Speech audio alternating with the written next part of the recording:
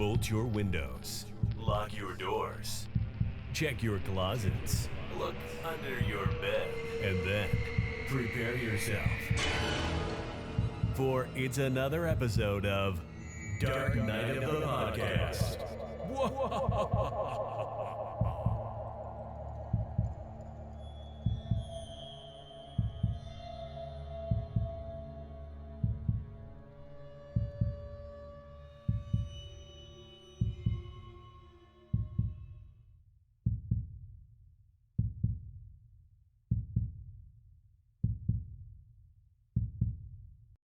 Nostalgia, a word that comes up quite often on our episodes of Dark Night of the podcast during these recordings, because there's so many films I feel that we watch, Troy and myself, that we watch alongside all of you, our lovely listeners, that stir up certain feelings or emotions or memories. It's amazing how cinema can do that. The art form of creating moving visual media in general, be it television, be it film. It's amazing the memories that these visuals, that these experiences can hold for us, and revisiting these things can stir up all kinds of feelings inside of you. But I got to say something about nostalgia. I think in the last week or so, we've lost a couple of really prominent celebrities who sit right there in that realm for me. When we're talking about nostalgia, these are specifically two individuals who really, I grew up watching and seeing their faces time and time again. And so, as of today, Troy and I are recording today, and it was just announced recently that we lost James Vanderbeek, whom has been a consistent staple just on TV screens and movies in our lives, and that's so weird to me. But also last week, and this one really hit me hard right in the gut, and I just got to acknowledge it, was the passing of Catherine O'Hara. And neither of these names do I necessarily associate with the horror genre per se, though, with O'Hara, she has several horror adjacent projects.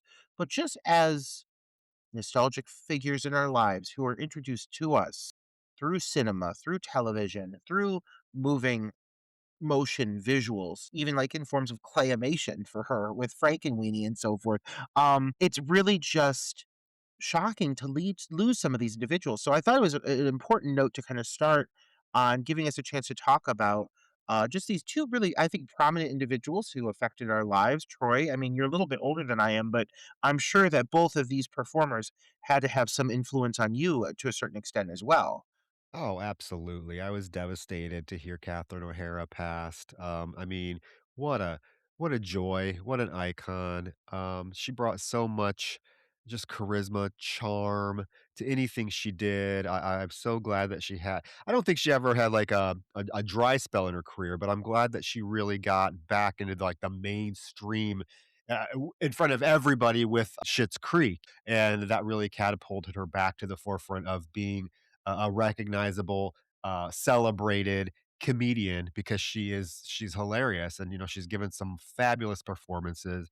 Couple of performances of hers, I think she really should have been nominated for an Oscar, if not one. Um, Best in Show for your consideration, two performances that are just comedic gold. That I feel like she had to have been in sixth place, in the nominations both those years for that. And then yes, James Vanderbeek. I mean, that one hits really hard because I mean he's pretty much my same age. And looking at that, I'm like, holy fuck. Yeah, I mean, I grew up with Dawson Leary, Dawson's Creek. I wasn't as a die-hard of a fan, like I haven't seen every episode, but now I really want to go back and revisit it. What a tragedy. I mean, probably many young boys' first young gay boy's first big crush was James Vanderbeek, I'm assuming. Those blonde locks and just his whole persona, especially Dawson aspiring to be a filmmaker. I think we can relate to that. I could relate to that. So two that I really think that deserve a few minutes of our discussion at the beginning of this podcast. So please let's recognize these two genuine talents that I know just from scrolling through social media affected not just me and Roger, but affected many of you listeners. So R.I.P. Catherine O'Hara, James Vanderbeek. We lost two really good ones. But you know what? I I guess I was able to kind of forget about it for a few minutes watching this gem of a fucking piece of cinema that talk about nostalgia. Yeah. Talk about it. Oh my goodness. This is 2003, so this is post Scream. I've talked about this many times and on the podcast. Scream, Roger, Scream 7. Are you excited for Scream 7? I mean, 2 weeks and it's already breaking records. I know there's a whole thing, "Oh, we're gonna boycott it." Bullshit, because it's already breaking records, in terms of pre-ticket sales. But, we'll circle back to that because while I'm excited about Scream 7, just some of the clips and stuff that I've seen have me a little bit worried about what it's gonna be, but we will have that discussion, I think, when we both see it. Maybe a Patreon. Maybe a Patreon, because I'm wondering if we're having the same kind of maybe issues with it based on trailers. Yeah, Like, we are. I wanna be super excited about it. I'm gonna go see it, but I'm a really hesitant based on a lot of the stuff from the trailers. It just seems like it's I this is the 7th it just seems like it's a rehash. I don't need to see Sydney stalking her with a fucking gun, but let's save that because I could be, totally have my mind blown by it because it is Kevin Williamson, connection to Dawson's Creek, right? Um, Full circle. yeah, Full it's his circle with that. it's he directed it, so I have high hopes. It's his baby. I would think there's nobody else closer to the Scream franchise other than Wes Craven. Um, well, Nev Campbell, but, you know what I'm saying. Anyway, so the original Scream ushered in I mean, revived the slasher genre, folks. If you're not old enough to remember, the slasher genre was dead. Scream came along, revitalized it. I would say for a good 5 years, maybe after Scream, maybe 6 years, you got tons of, well, quote unquote copycats. Not only things that made it into theaters like Urban Legend, Valentine, I know what you did last summer, but you also had a tons of the direct to video slasher homages to Scream. Final Stab, Do You Want to Know a Secret, The Pool, School's Out, and Shredder. And here we are with Shredder. Here we fucking are, and I picked this one, and that's why the word nostalgia kicked off this episode. And I do have to say, my next Patreon episode is going to be the horror adjacent films of Catherine O'Hara, because there are several very specific titles that are very horror adjacent. So please know that will be coming in a couple days for those of you who like to tune in. For Patreon, and another thing we need to do, Roger, before Oscar night is we need to hop on and do that Patreon about weapons because we've Weapons. been talking about it. We've We been need to squeeze cackling like hens. we need to find about a half hour just to talk because while I liked it, I think it might be a surprising conversation actually. So Yeah, put a pin in that, I'm and ready. we will do that as well. But right now, it's all about death to snowboarders. Death to snowboarders. Oh, Troy, I picked this title for nostalgia purposes. The cover art alone, owned it on DVD, and enjoyed the hell out of it. And, right around the time this came out, this was 2003. I'm a sophomore in high school. Perfect era of my life for this title to hold some importance. I'm not a snowboarder. I don't do anything in the snow. I live in Cleveland, so I see it all the fucking time, a la right now. But I ain't out frolicking in the snow. I'm certainly not playing any kind of physical sports in the snow. But something about this film connected with me as a junior. I'm sorry, junior year of high school. Just because I think it had like this kind of punky attitude to it that I was like, that's cool. This is cool. Like, there's something about this that I'm like, this is badass. Maybe I will be a snowboarder someday. No, you're going to be a homosexual. But you know what? You can always dream, Roger. And so this film, I had really good memories of it. I remember watching it. I remember having a blast. I thought it was a great time. Hadn't seen it in honestly like probably over 10 years, Troy. I mean, it's been closer to 20, probably. Like, it's been a really long time. Oh, let me just tell you, those 20 years haven't necessarily been kind to Shredder, have they, Troy? No, and it is a film that I have not seen. Many of the films that we choose, I love the fact that we are able to revisit some of these films that I probably would not revisit otherwise. I think that's one of the joys about doing this podcast for me, is getting to go back and revisit the films, because I can tell you I have not seen Shredder since the day it hit DVD shelves. I remember I was in, Cedar Rapids, Iowa, and it was I worked at a Mr. Movies, and it hit the shelf.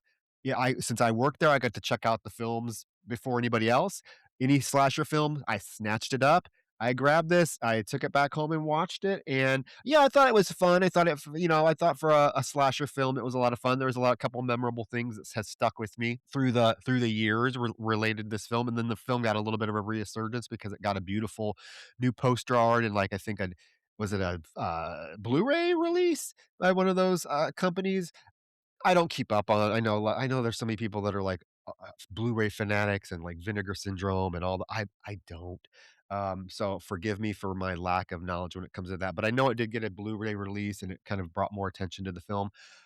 Um, yeah, wow. I don't wanna say it's a rough watch. Like, I'm never bored watching it, but, it's what is the right word for it? It's really hard for me to think of a word that I want to put on this film. Um, I don't know. It's Just enjoyable to watch it to a certain extent, but it is not a good movie. it's not a good movie. The characters are grating and all over the place. They switch motivations and things like that just willy-nilly just so it can fit the script. It does meander on a little too long, I think. It makes some really weird choices with characters and kind of what ends up happening to them. And then like the whole motivation for the killing to be happened, I don't think it was fleshed out very well at all. And I don't even think even in the flashback when they try to attempt to show what happened, it's you don't see anything. It's super confusing. Um, yeah, I don't know about this one. I'm glad we got to revisit it, and I will say, like, some things that stand out right away is, like, the cinematography. I mean, anytime you have a beautiful ski location, mountains, snowy mountains with ski lifts, look at Frozen, last week's selection. That's why these 2 pair very well together. It's beautiful scenery, but holy shit. Yeah, this movie is just again, I'm trying to when the right word comes to me, I will say it, but I don't know. I don't yeah, it's not a good movie, and it's wow. It's such a by the numbers slasher, and I mean that and not in a good way. I've used that term before and been like, "But I don't mind it." Here, this is so much a formulaic we've seen this before, you just add snow. We Yeah. have seen this exact story told so many times. The only thing that makes this stand out is the fact that it is snowy and it is involving snowboarders, and that's the one thing that differentiates this from other films we've seen. But you could say that about a lot of slashers. But, certain films like The Pool, I think, have certain aspects that made them stand out more or had other defining traits about those films. Whereas this, really, it's not the kills. The kills are kind of lame. It's not the characters. The characters are fucking obnoxious. It's the snow. That's the only thing that makes it stand out, but it's just this film is so incredibly dated, and that I think is was the it was the hardest pill for me to swallow. We've watched other films that are from the '80s, that are from the '90s, that still hold up more than this film does, and that's shocking to me. Like, this film, it's 20 years old, but it doesn't have to be such a product of its time, but that was the crowd they were trying to appeal to. Obviously, this is a slasher made for teenagers. Every character in the film has like a weird sense of humor, and they're really pushing that humor more than they actually are the horror. This film is never scary. It's way more often trying to be funny than it's scary. And it's full of one liners and references circa late '90s, early 2000s that would have really hit then that just feel very much past the prime now. There's definitely just this weird separation. When I watch this movie, it feels like it's so long ago, and it just didn't hold up. It's such a project of the times, but so is snowboarding. Like, I really feel like this was really popular in the late '90s, early 2000s. I used to play snowboarding video games on PlayStation with my friends all the time. A lot of the things that they're saying or the little stoner quips that they're making just sound very timely for this era. But I just don't think that aged well. I don't think that carried on with this film. Like, there's nothing about this film that feels relevant today at all. I think the thing that when you mentioned the pool, when we covered the pool, I think we were both very complimentary of it. We did admit it had problems, but I think we were very complimentary of it because at a certain point, the pool, Roger, really hits a stride, and it becomes um, electric. It becomes exciting. I mean, you're engaged. Like it hits a stride. This film never does that. This film just kind of clunks along. Like I said, I'm not necessarily bored, but the pacing is really off. The climax to me just kind of falls flat, and the film leaves or ends on a really horrible CGI thing that kind of leaves a bad taste in my mouth, and then a comment from our main protagonist that leaves a bad taste in my mouth, and we'll get to that as well. I think you know what I'm talking Yep. about. Yeah, we should get into it because I really don't wanna spend 2 hours talking about this film, Roger. I feel like there's nothing less I wanna do because, Don't tell the listeners that. Oh my oh, god, but they won't leave us a 5-star review if they hear that oh, you don't wanna do it. they're probably well, no, I wanna talk about the film, just not for 2 hours, because trust me, I watched this film, like, 3 times in the last 2 days, and I will say, one of the reasons I had to watch it so many times when I sit there and say I'm not bored. Maybe I'm lying because I had to watch this film maybe, like, once or twice more than I usually do our other films because I kept losing interest. I just kept l losing interest, or my mind would I was like, "Wait, I have to rewind this. What happened?" I think that's the type of film we're dealing with here, and we are talking about 2003's Shredder. And yeah, death to snowboarders, that's the whole concept of the film. I will say, this opening scene, or at least the opening kill, set my expectations really high because I think it actually is really a good effect. But again, we just jump right into this action with a snowboarder going down a slope, and then somebody's chasing him. At first, you don't know really what's going on. I didn't realize the guy was like supposed to be the killer that's chasing him, but he is. And I'm assuming the snowboarder knows he's being chased because he's trying to get away, but then there's this moment where the skier, because okay, so we have keep in mind because it gets confusing. We have two separate groups here. We have the snowboarders or the shredders, and then we have the skiers. And the killer is always wearing like a all black ski outfit with on skis. So somehow he gets ahead of this snowboarder guy and proceeds to pull a wire across the slope, and the snowboarder runs into the wire and hits it with his neck. And I will say, again, I was my jaw. This looks fucking gnarly. When you see the neck hit the wire, and just rip the head back, it's pretty fucking impressive. And then the snowboarder falls on the ground, and we get that shot of like just the wide open neck wound. It is disgusting. It's gory. I was like, holy hell, yes, yes, yes. Unfortunately, this is about it. For the rest of the film, there's almost not a lick of blood. And in fact, one of the characters, like character that should have suffered probably one of the worst deaths, actually kills herself on accident. I mean, that's the type of film we're dealing with here. Yeah, yeah, from the moment you see the font hit the screen, you know what era this is. And like you mentioned the cinematography being pretty, but there's also kind of a flatness to everything that also feels very direct to DVD. It's pretty because the location is beautiful. The mountains, the snow, the trees you see all over this mountainside. And it looks great on camera, but it doesn't necessarily mean that the camera work itself is always good. But like you see this really dated font and yeah, right away it feels like circa the millennium, and it never lets go of that feeling, and this was an era that just really wasn't very complimentary in the sense of when you think of movies from, like, the early 2000s that were trying really hard to be hip. We saw, like, Turistas, bad green screen and bad digital transitions and just cheap looking everything. Because a lot of these digital things that were being implemented, they were still learning the craft, and now that's been refined a bit. But I recently watched Valentine, which is from 2001, and because Valentine doesn't depend on any of those cheap tropes from this era, Valentine honestly looks 10 times better than this film. And I understand it was probably a bigger budget. I understand, it had a bigger studio behind it, but it's just a straightforward slasher.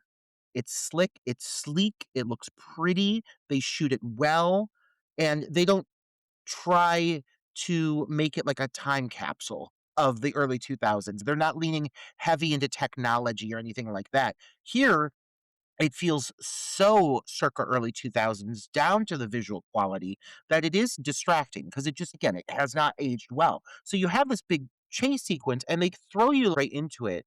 And you do end up finding out the identity of this character later, but it's so abrupt that you're like, wow, there's this cool sequence, but I know nothing about this individual at all. I just see this guy get chased on a snowboard. I don't know how the fuck the skier got down to the bottom of the hill, but apparently he can transport because it happens several times over the course of the film. And there's this big elaborate sequence where the guy gets his head sliced off. And yeah, the effect looks great. It does. You have that shot, that aerial shot over above him where it pulls back to reveal him laying there in the snow. Super gnarly. Sets your expectations high. I forgot that there really were no other really good kills in this film. Truly. There's one other one that's shocking at the end of the movie, but it has some problems. But this is really the best you're going to get out of this film, and then you're into the story. And it does set your expectations kind of high for something that never comes from it, and that's disappointing. This is a slasher that's so concerned about appealing to a certain young demographic of viewers that it spends all of its time, it wastes all of its energy on that, and it forgets to be scary, and it forgets to focus on the horror elements, and I really think that's one of the greatest. I mean, there's several problems with this film, but the Achilles heel is it when it needs to be a slasher, it just never ever goes hard enough. It never leans into it enough, and that's a problem that plagues this whole film the whole runtime.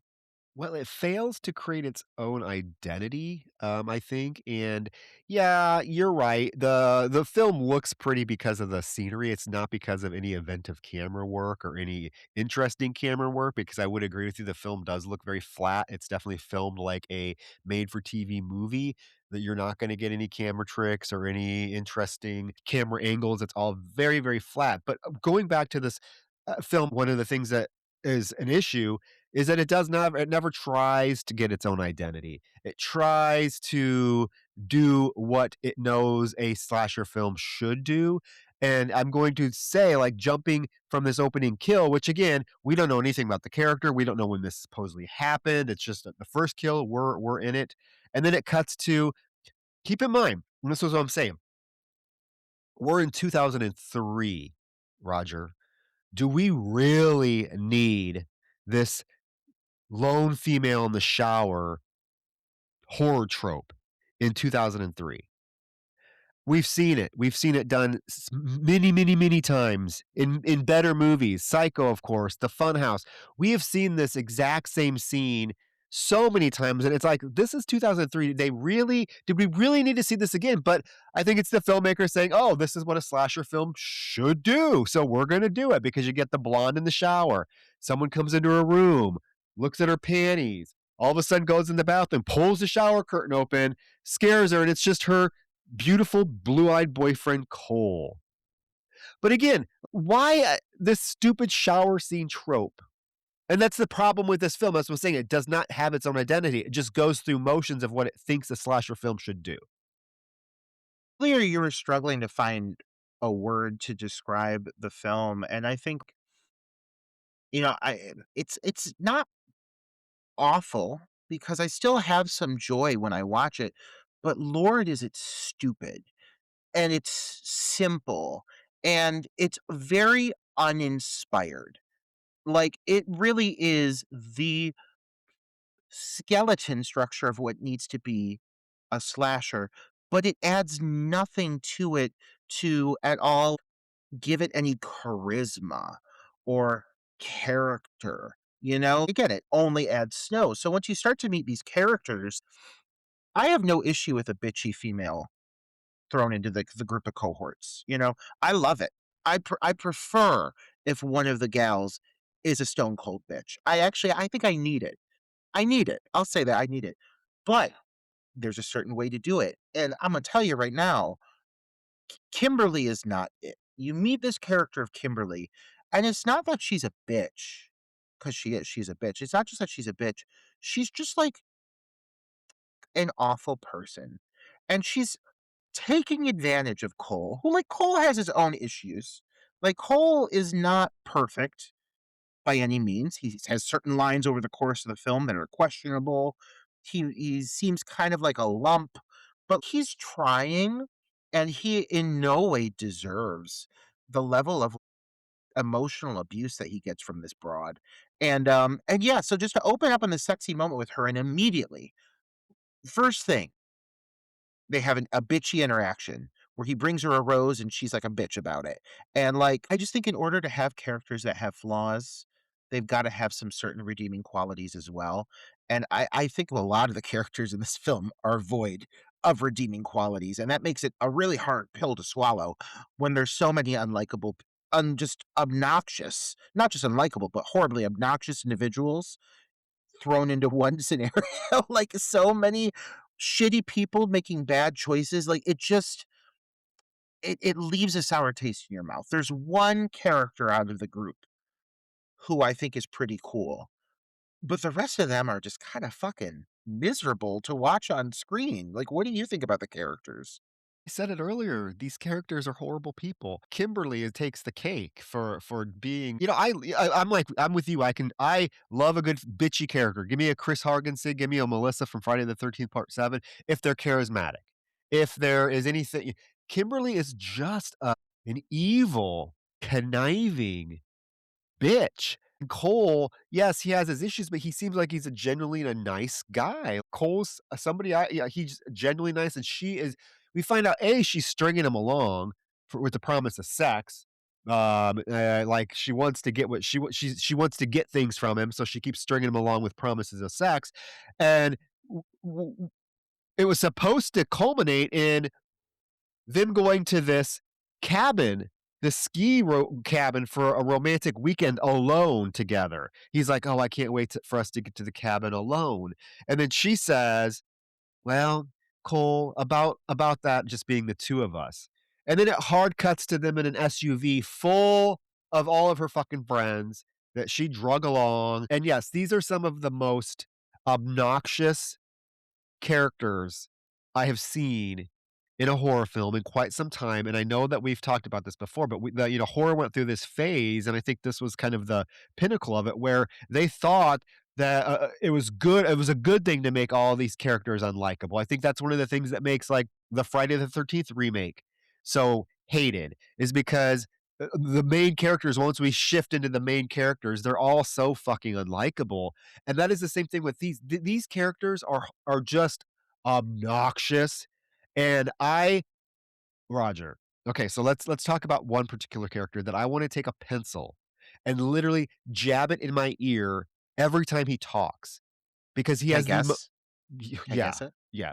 Is it It Skylar? is Skylar. Has the most annoying fucking voice I have ever heard in my life. I was like, "Oh my god, shut this guy up."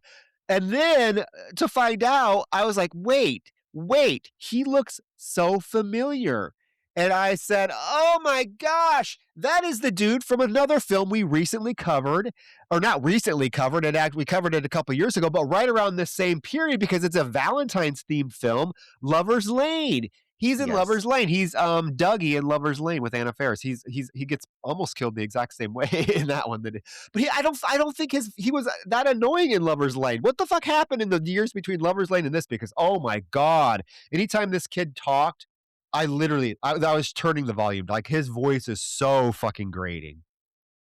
He's such a stereotype dorky best friend, and that's exactly the kind of role he plays in the films he's in. And that's what he is here. He's like this dorky ski boarder who's a virgin, and he's just like super fucking obnoxious. And I think what you're saying about his voice, I think one of the biggest issues to point out here is I mean, when this film relies on it, which seems to be quite often, this film features some of the worst ADR I have ever heard. Some of the flattest, like, it's so disconnected from the moment, and he gets the worst of it because a lot of times when they're driving or whatever, they're in the vehicle, they're up on the mountain, I'm sure it's windy, a lot of that dialogue has to get dubbed over, but he's also, as if it's not bad enough that he sounds annoying, and we're talking about dated things again, things that really make this film feel a product of the time. All he does is run around with this goddamn fucking camcorder the whole time, and if there's one thing I hate, it's a movie from this era that heavily relied on, like, VHS quality video footage to cut over to for a different perspective. Like, in a pinch, for narrative purposes, I get it. But this film, through a like majority of the movie, it keeps cutting to this handheld camera footage, and not just that, but it's some of the worst looking VHS footage I've ever seen.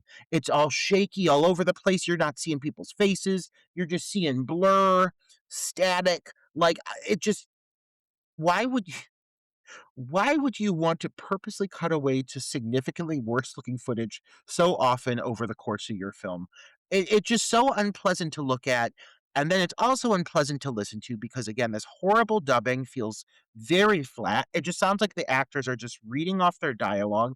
And I mean, their performances at times aren't awful, but whenever you have this dubbing come into play, I don't care how good of an actor that person is, that flat, disconnected dialogue completely kind of sinks their performance. And so this whole driving sequence here is a perfect example of a scene where it just the ADR work just kind of like ruins the moment because it crushes everybody's acting performance. Yeah. It's an issue. And yes, his annoying camcorder, he hangs out the window, he's narrating everything. He's one of those characters that has to he wants to be a filmmaker apparently, so he's recording everything, he's narrating everything like he's a documentarian. We also meet some other characters. There's probably the most pointless character ever to exist, Kurt, who does have no has nothing to do in this film. Apparently, he's an Olympian or something, and that's all you really know. And then you get, Pike, who we will, I'm sure, talk a lot about here in a minute. And then you get, okay, Robin sitting in the front seat, snuggled up with Kimberly. Um, I will say this film had to have been written and directed by like a frat bro because the lesbianism that is hinted at and on display and joked around about is just permeates this film, and sometimes it becomes problematic, I will say. But yeah, so Robin is like Kimberly's best friend. She's kind of a bitch too. We find out that they're going to this resort because Kimberly's dad or somebody is supposedly interested in buying this condemned property. So they're going there to check it out. Even though I don't know if you paid attention, the story about what her father and his company is doing changes like 5 times throughout this film. I could not keep straight. Were they buying it? Were they trying to make a what are they doing? I don't fucking know. It changes. Uh, because of Skylar messing around, Robin spills some coffee on her. So she demands that they stop. They stop at the gas station. Um, the gals go in, and this is a moment where you get um, uh, Skylar giving Pike his camcorder and telling her to record what goes on in the bathroom. And she's like, "Oh, yeah, you'd love that, wouldn't you, for your YouTube channel?" And when she leaves, Skylar's like, "Oh, yeah, she wants me." And this is the first I mean, Kirk just blurts out, "Oh, man, no, she doesn't. She's a dyke." Dyke, Pike the Dyke. And they're like, "No, she's not." And, yeah, she is. So they all throughout the whole film, everyone thinks that this poor woman is a lesbian. I can see why. I can see why. The haircut's not doing her any favors. Her butch demeanor's not doing her any favors. She's probably the most kick-ass character in the entire film, so I can see why throwing some flannel. Yeah, I buy that she's a lesbian, but this poor girl, everyone fucking thinks she's a lesbian. Well, Not that and there's leave it to the anything wrong. lesbian to be the most kick-ass character in the film, though. That makes sense to me. Yeah, I mean, it just but the guys joke around about it sometimes, and it really rubs me the wrong way because yeah, you get what I'm We saying. love lesbians here We at Dark do, Knight of the and I Podcast. was not insinuating that there's anything wrong with being a lesbian, but this girl is not a lesbian, and everyone thinks she is, and they're like, just like treating her like "Oh, you want some pussy?" Or I it's it's really weird, and usually I'm not bothered by that sort of thing because, like I said, this movie's 20 years old, but it starts to become a little bit obnoxious how they use lesbianism in this film as kind of a joke. Do you know what I mean? Especially Sure. even at the end of the film, like the film ends on a really, for me, a really bad note. I'm like, come on, really another lesbian joke? It just, yeah. So that's Pike. Um, they go into the bathroom and Robin's trying to get the coffee out of her shirt. It won't come off. And they're just, Pike's playing around with the camcorder saying, "Oh, show your titties, flash your titties." And Kimberly, you should do a striptease for Cole, or are you still dragging him along? And Kimberly's like, "Yeah, why would I have to give it? Why should I have to give anything up? I can just, he's like my little puppy. He'll do whatever I want." And then she makes the comment, "Well, and he's not even really my breed. I want Chad this weekend." And you can see that Pike who is looking on kind of an annoyance, and we do find out, weird, that Pike and Cole end up kind of having a thing together once he finds out she's not really a lesbian. Let's be clear, but yeah, there. So obviously, I'm making inferences based on like Pike's reaction that she's always maybe had a crush on Cole, and like Kimberly's her cousin. We need to mention that, so she knows what a horrible bitch Kimberly is, and it's like eating away at her. Um, so I guess there's that sort of a little bit of character development that's kind of brought into the film that you can kind of latch on and make inferences about, but that's really all you're getting from these characters. It's thin. It's thin and it's often unlikable. Yeah, the lesbian jokes did not sit well with me either. And it's that they keep coming up. They call her our carpet muncher. Like, there's a time not long after this film where like I think you could have incorporated a lesbian character and have them be part of the group and have them be comfortably a lesbian and be like, "Oh, she's also the best snowboarder there is because she's a fucking lesbian and she's a badass." Like I feel like this film was right on the cusp of a big shift of things happening within media in which queer culture started to become more prevalent and like seen from a different perspective, a more positive perspective. And so yeah, that also makes it feel extremely dated yet again. Some of the characters that I think are a little more interesting are unfortunately the ones that get less focused. So the character of Kurt, when they explain like his subplot, like there's something there that actually feels like kind of relevant and unique to the story. Like he's a competitive snowboarder, this guy Chad, who's supposed to be showing up. You find about this, like they have this rivalry and, like, as soon as Kurt finds out this guy's coming, he instantly, like, gets all, like, in his head about it. Like, I'm more interested in that and, like, seeing that story develop. Maybe that guy could have been the killer. I don't know. Like, I think there's something that they could have done with this story that would have been so much more interesting and involved all of the characters, but the way they structure it, there's certain characters that are important and the rest are just fodder. And so, like, this character of Robin, spelled the same as the Swedish songstress, Robyn, who we got to give her credit where credit is due, also very circa late 90s, 2000. So that makes sense. But Robin, um, she's there to be slutty with anyone. Like literally, like talk about a lesbian. Robin's trying to fuck everybody. And then there's this weird bit where Pike is standing there with that camera, and she's like, "Oh, make a video for him. He'll love it." And they start like dancing around, and she's in her pink bra with her tiny little boobies. Like we love little niplets here at Dark Knight the podcast. Like one thing I think Troy and I really love is small, tiny Well, breasts I because don't. they keep coming up. Oh no, I don't think that's true, Roger. I should show our audience what you send me every fucking day, 12 times a day. I don't know where you're finding these pictures, what your Instagram algorithm is, but I get Oh my every day. god! I get I get Ah, jugs like ah. massive. I don't know where Roger's finding these women, but I love Oh, it. they come to me like dreams in the night, man. But yeah, like it's so weird. Even this bit where like for like an elongated period of time, they're all like dancing on each other and everything. And I don't know. I just don't know where this is going. Like it doesn't seem like any of these characters have any purpose other than just fit like checking a certain box. Like Robin is just there for the obligatory sex scenes, for being slutty, doesn't bring anything else to the storyline, and when they need to kill her off, they kill her off. So yeah, I think that a lot of the characters here suffer from really bad writing. Really, really bad writing. I think the only one that has good writing is honestly Pike, and it's weird that they shit on her and like call her a lesbian like it's a bad thing.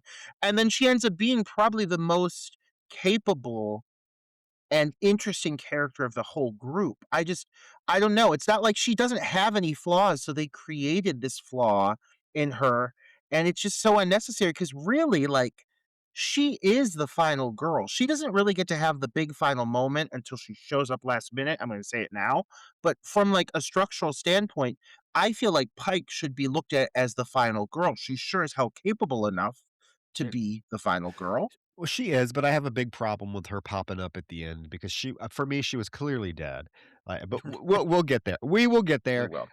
So Yeah. yes, the three girls they have some shenanigans in the bathroom, and when they exit the bathroom, they run into my favorite part of the movie.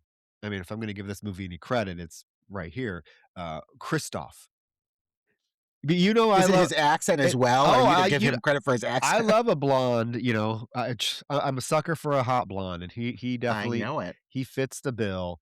Yes, and he has that accent, and he, is very charming, and the 2 girls, Robin and Kimberly, are immediately, like, smitten with him, especially Robin, because there's that moment where it starts to sprinkle, and he tells Robin, "Oh, you're getting all wet," and she says, "You can tell?"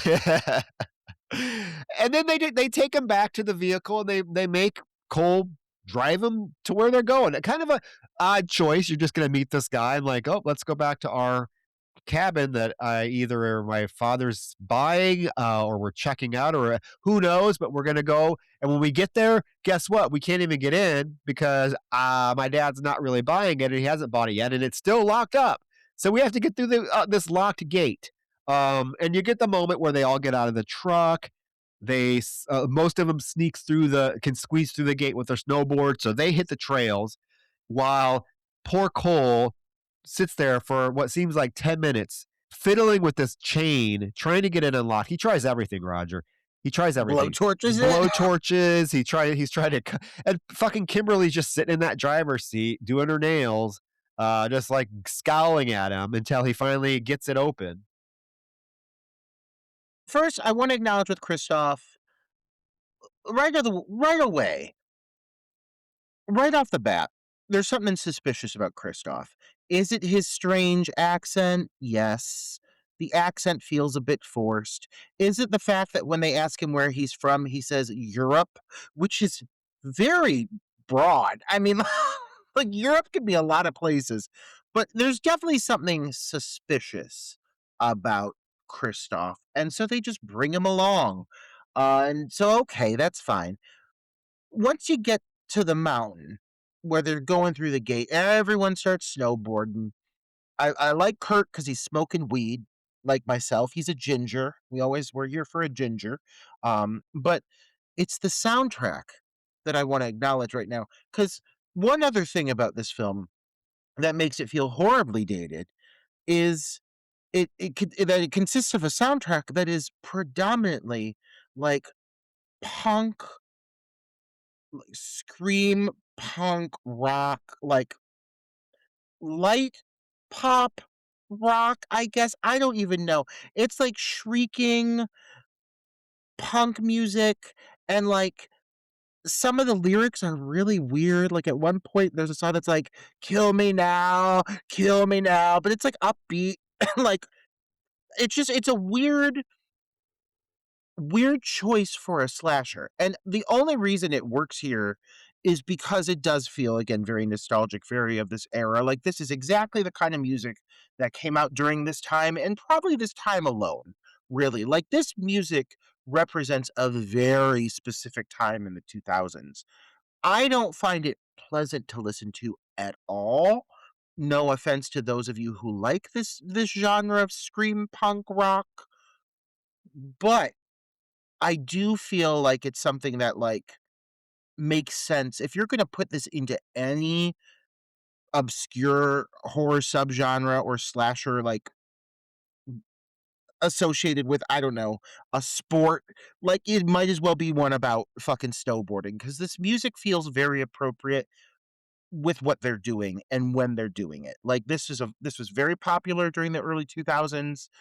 This is the kind of music I associated with these video games. This is the kind of music they would play during all of these snow-related competitions. What is it that snowboarders do? There's some big thing where they all go and they all snowboard. It's like a it's like a festival or something. I don't know. Maybe if you're a listener, you could tell me. I remember that happening and people liked it. They talked about it on MTV, but this music was always very, very present and very prevalent. And so I think that even though I can't stand the music, like, I'm not necessarily looking at it as a bad aspect of the film. I just don't like listening to it. It's not my type of music, but it does fit this era and this strange subgenre that we're watching, which is snowboarding related killers.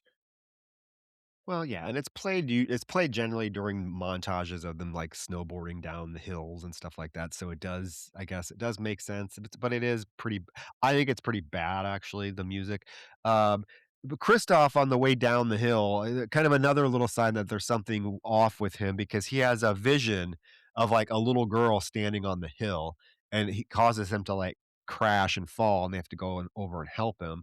Um they again, Kimberly and Cole, they get the gate open. They actually pull up to the big lodge. He gets out. Cole gets out, tries to get into the lodge, and is kind of pushing on the door. When all of a sudden the door opens, causing him to fall backward. And it is Pike. She's already got. Look how handy this lesbian is. She already got in with her credit card. She has a credit card. She's like, look, never leave home without it. They're giving her all these like butch lesbian qualities. Um, they should have just let her be a lesbian. Let her be a lesbian. It's what she wanted. Um, so yeah, so then you get um them unloading the truck and Skylar with his fucking annoying voice talking about a girl he saw skiing down the hill and he was saying like she's hot. Roger, how can you tell she's hot when she is literally head to toe covered? I mean, it's literally she's wearing a pink snowsuit, a helmet, but he's like, "Oh my god, she's so fucking hot. Fuck, she's spank worthy. She's so fucking hot." How do you know? That could have been the homeliest thing you've ever seen in your life. Like, I guess he's so fucking horny because he's a virgin that the fact that it's just a female has him fucking ready to bust, I guess. I also have a question here, and I want to get your feedback on this because this is something, and this is where the film does a really bad job of, like, I think, explaining what is the final revelation. There's certainly not enough like backstory provided. Like, I think you're supposed to just piece it together as to what exactly is going on. So you've got Christoph, he's snowboarding, he has these visions, which are very exaggerated and really don't have much of a payoff. Like the visions themselves, like it almost seems supernatural, but he has this vision, he collapses, and he's being pursued. Is he not being pursued by the skier in all black, correct? The skier I in all think there is black? a moment where you see, yes, the skier follow him. There's several moments where that if you're really paying attention, that skier is like lurking and following, and yeah, yeah. And then you see Shelley skiing in all pink, and from a distance, Skylar sees her and immediately thinks she's hot, okay, but with the final reveal, and what I'm supposed to understand here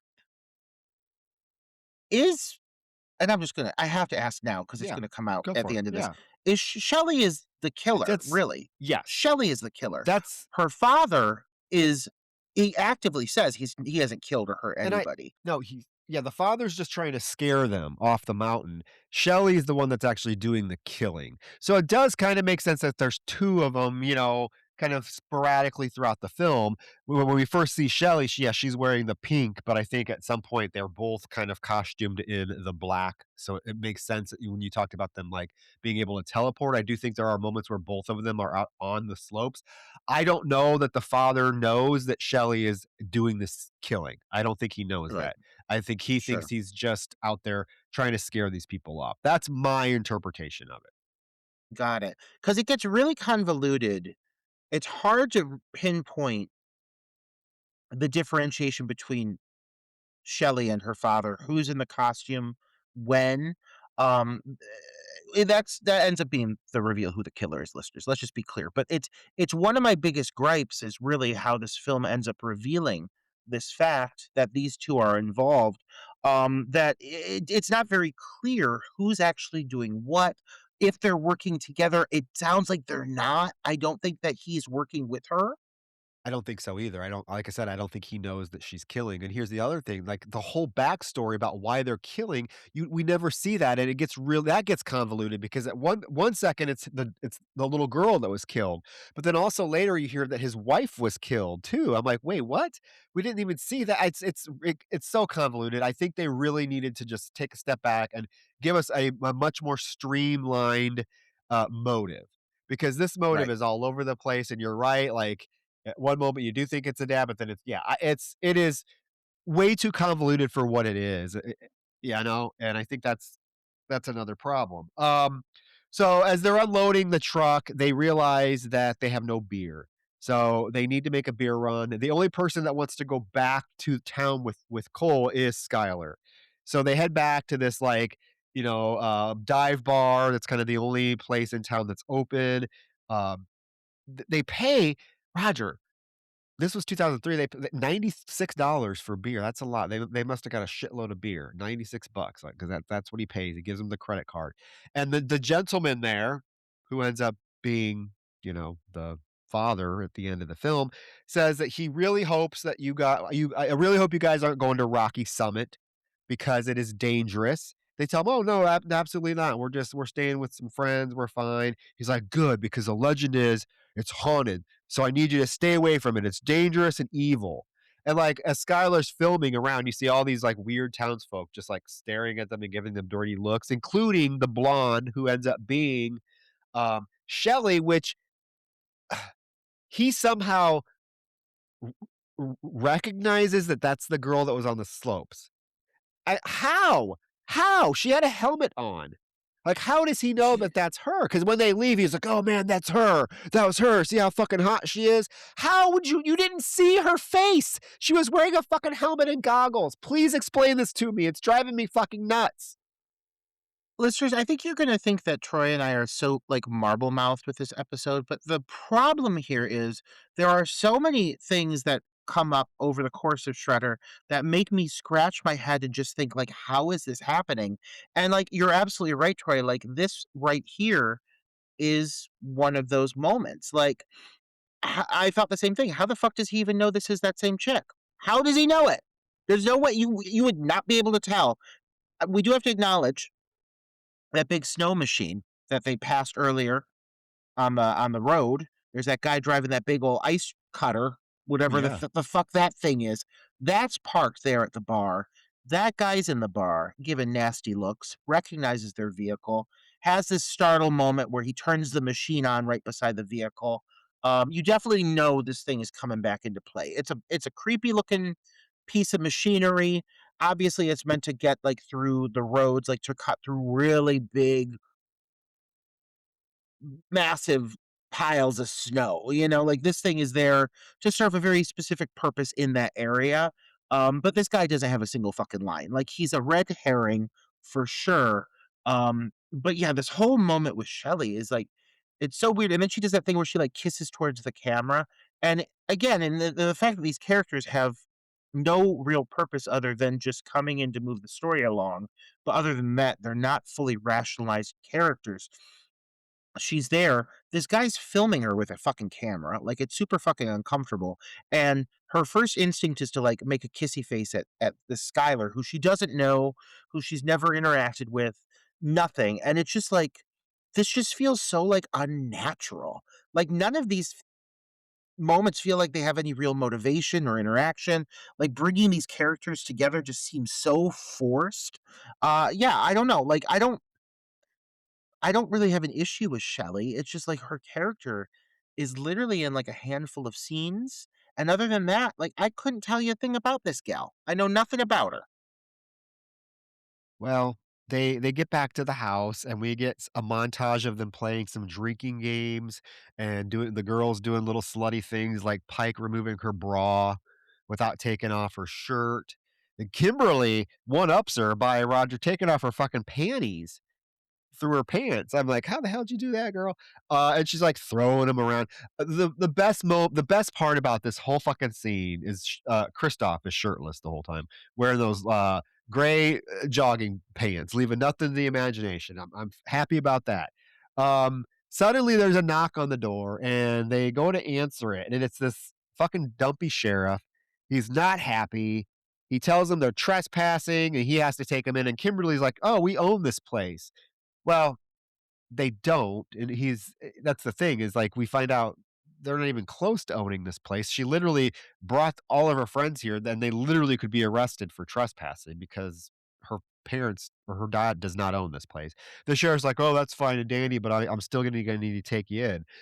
Robin immediately starts, like, flirting with the sheriff, like, rubbing her tits all over him, and then Kimberly joins in, and, he's like, I'm sorry, you gotta go, it's not safe here, the murders were never solved."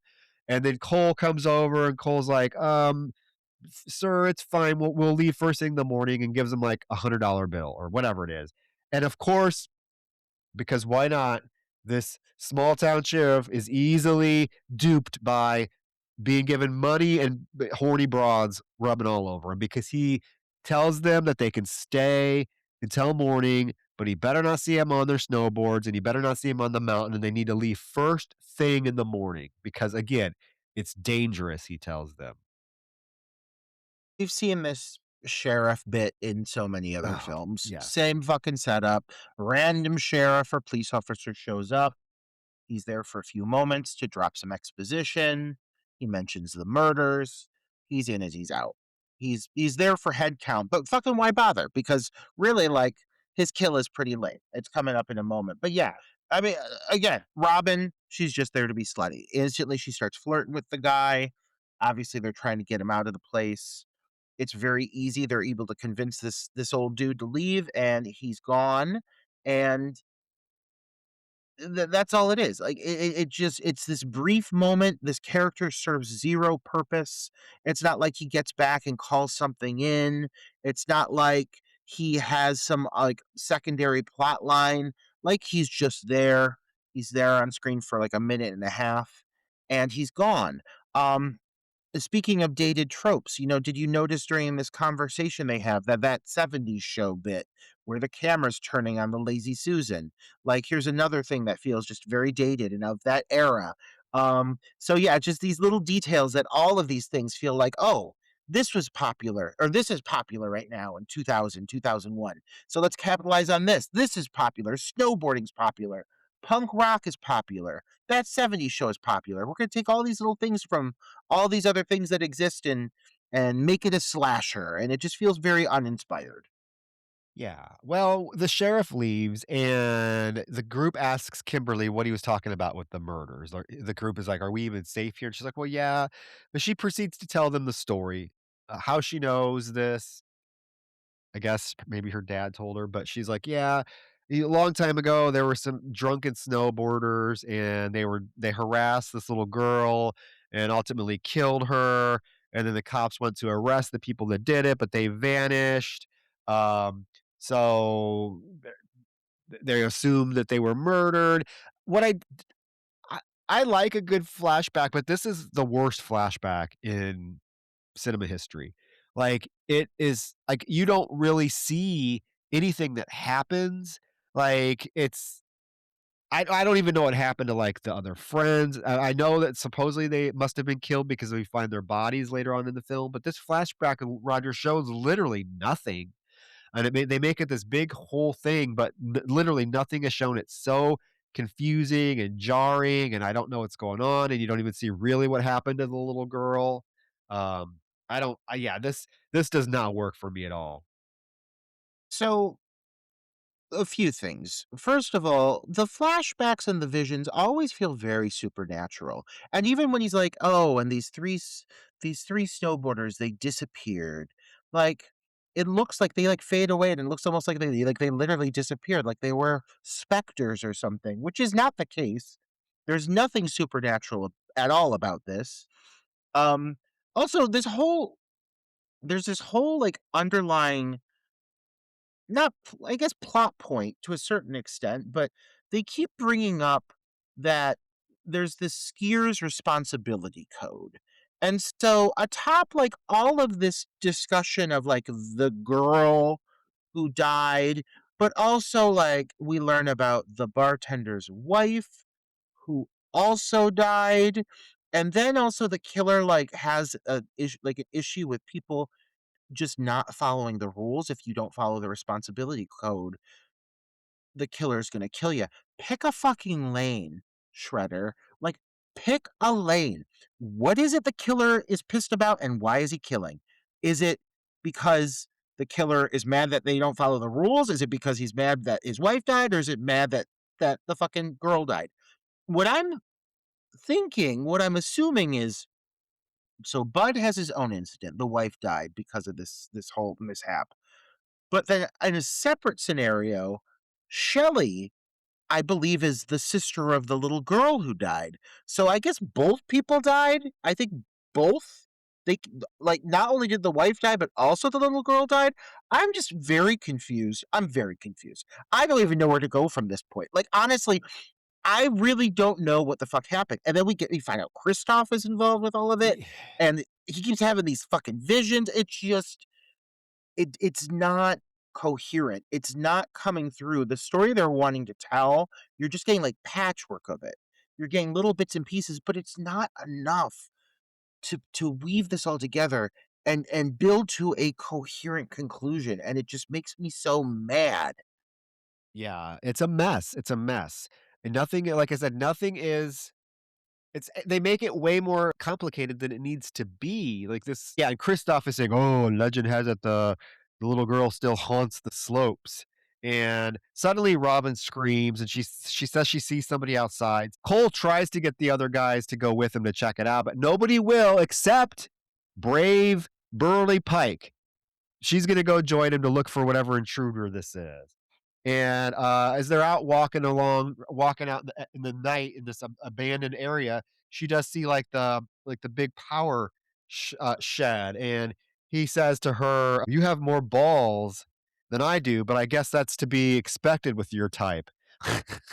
She's like, what are you talking about?" Fuck off. She's like, Fuck off, dude. Like, what? How are you gonna say that to me? She's like, "What are you talking about?" He's like, "Oh, don't worry about it. I'm cool with your lifestyle." And she's like, "My lifestyle? What?" He's like, "I like chicks too." She's like, "Oh, wait, do you think I'm a lesbian?" He's like, "Yeah, Pike the Dyke. Pike rhymes with Dyke." And she's like, yeah, Cole rhymes with asshole." And she walks away. Yeah, I mean, what? And then they do go to the shed, but you know what? I do like the fact that, I mean, yes, he's saying horribly inappropriate things to her about being a lesbian, but also they really do seem to have a good relationship together. Good friends, they can they can joke around with each other and things like that. I really wish I would have liked to have known their relationship before this whole trip. Were they friends? Had they known each other? You kind of get the impression they do, but their whole bond and connection through the film is kind of one of the more interesting parts of the film.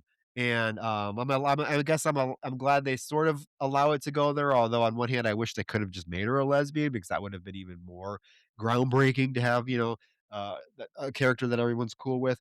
But she goes in and they actually are able to go down to the shed and turn on all the electricity. And even the ski lifts turn on, and you get some deja vu with the film we watched last week because you see all the ski lifts moving up the slopes, and it's very isolated. And I'm like, oh, this is Frozen vibes. It is very Frozen vibes, absolutely. And you do see, while this is all unfolding, you do see that the killer is watching. He's kind of always looming, passing by the camera and so forth and so on. But you do get this bit here as everyone goes back and goes to sleep that the killer starts fucking with some of their boards. And I gotta say, there has to be some product placement for these snowboards because there is a lot of focus on the boards. Like it makes sense; they're all snowboarding, but you get a lot of close-ups. There was that one scene earlier by the truck where the guys talked about snowboards for fucking like 20 minutes, or maybe that is coming up already? I really don't remember. But there's this whole bit where they're talking about all these different brands of boards. I don't give a fuck about any of this information. I don't care. I'm here to see a slasher. But yeah, so the boards, definitely some product placement. What about this matronly nightgown that Kimberly sleeps in before she changes for that silken number? Um, what the fuck is that? That big frumpy gown? Did you see that thing she's wearing? Yeah, I would assume she wants to be warm because she seems like a diva that bitches about everything, but yeah, but that night, yeah, so after they turn on that night, the group, they're all sleeping in various spots, and Robin is sleeping with Pike and wakes her up and starts rubbing all over her and says to Pike, "I'm not gay, I'm just horny." And Pike's like, "Oh, well, you're not my type." What? Very weird, very weird. Outside, the mask skier guy is messing with shit. I think this is the moment that he breaks Cole's snowboard, which comes into play later. Kimberly, this bitch, sneaks out of bed next to Cole. She's sleeping with Cole because remember, Cole's supposed to be your boyfriend, right? And she puts on that red sexy fucking nightie, and she's wandering through the house looking for some Kristoff dick. I don't blame her, but this bitch has some balls. Like, her boyfriend is right there, and she is doing this, like, right under his nose. Remember, first she wanted to fuck Chad, now she wants to fuck Kristoff. Um, Kristoff is, like, hiding from her in, like, bathroom, like, he hears her and he, like, hides from her. Sheriff dude is still outside. What the fuck is he still doing around? It's been hours. This group has been in bed for hours. He's still lurking around. And as he's walking around the fucking house, he runs right into the masked killer, who, before he can do anything, shoves that screwdriver in his face, killing the sheriff. I mean, you don't fucking see shit, let's be clear. You just see the fucking screwdriver and then you see his feet go back and the light drop. The killer dispatches him very quickly, and the sheriff is clearly only there because they really need somebody to die at this point. Like, it's been a while. It's been probably like 25, 30 minutes since somebody has died at the beginning of the film. Am I right in Oh, saying that? yeah, yeah, no, It's been a long time. uh-huh. So it's dragging ass. Like, this is really starting to drag. And so the reason the sheriff was even brought in was to have head count. Like when I said earlier that he serves zero purpose, at least sometimes you can bring in a day player and they move the story along a little bit. This guy, forget about it. Never comes back into play aside from when they find his body, which is kind of a fun gag, but whatever. I like that in the midst of this whole Scooby Doo like moment of people going running around the house looking for each other, trying to fuck. This is like Scooby Doo for adults. You got Kimberly hunting for Kristoff. Kristoff is off doing his own thing after having more visions about that girl. So he's like sneaking around with a flashlight, looking very suspicious. And then Robin gets up and she's trying to hunt people so she can fuck them. I think she's literally just going to fuck anybody she finds. So she finds Kristoff, and she and Kristoff end up just fucking going to town. He ends up railing the fuck out of her. Good for him. And I like that there's this moment where Kimberly walks in, obviously hunting for Kristoff, and she sees it happening, and she's like, you know what? Good for you, girl. Good for you. Like, Kimberly's a bitch, but she can't be hating on Robin. Robin got to that dick first. And so Robin sure makes the best out of it, showing off her little niplets. He grabs on her little fanny. They really go to town, and Kimberly seems okay with it. She didn't get the dick that time. She does not have an issue with sloppy seconds. Let's be clear. No, but why doesn't she want Cole's dick? Like, he's a good-looking guy. What is it about Cole that she's like she wants to fuck Kristoff, but not Cole? Girl, he probably has I don't know, he's a tall, he probably has a bigger dick. We'll go for Cole. What is your deal with not wanting to fuck Cole?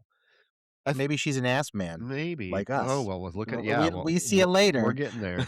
Um, yeah, so the next morning, that we get that shot of that snowman that's out in the yard now, and Kimberly comes downstairs and demands that Cole makes her some eggs, but not too runny, she says. And this is when Pike does make the comment, "Well, goddamn, she must be the greatest fuck of all time, because I don't know how anybody could put up with her for so long." You know, like she must have something that's attracting you. Skylar and Kirk are ready to hit the slopes. And Skylar even shouts out, "We're gonna shred until we're dead," he says. And they get on the ski lift and they just have some ramblings back and forth while they're smoking pot. And they do talk about this. You brought this up earlier about how Kirk would be on top. He would be the number one snowboarder in the world and on his way to the Olympics if it wasn't for Chad. He's like, "Can you imagine if Chad did actually die? You'd be number one, dude." And Kirk, gotta give him credit. We saw what happens with when you jump off a fucking ski lift last week. Kirk doesn't have that problem, Roger. He jumps off this fucking ski lift and lands right on his snowboard, and he's able to zoom down that fucking mountain, indie rock music playing and all. I mean, it looks very, exciting, I suppose, if you enjoy winter sports. He's going down the mountainside quickly, as you do, and he's rather capable, and this is another reason I feel that Kurt should have been more of a focal character, because he seems like out of everybody, he seems like the most talented snowboarder. He seems to have a certain knowledge or skill set when it comes to this being the hobby of choice that this film is going to focus on. And it just seems like they were really setting up this animosity between him and Chad that was going to go somewhere that means nothing.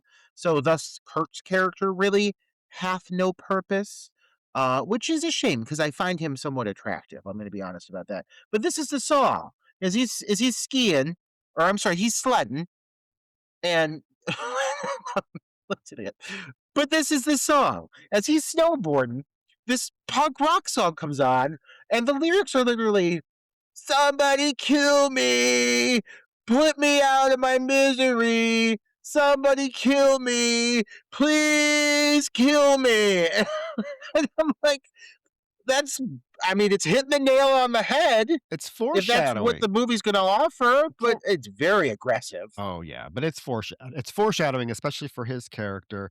Um, the rest of the group are getting ready to snowboard except Kimberly because she's in skis. And they're like, "Kimberly, when are you gonna join the rest of us to snowboard?" She's like, I don't like snowboarding. Snowboarding ruined the fashion of skiing. You know, you can wear cuter clothes when you ski."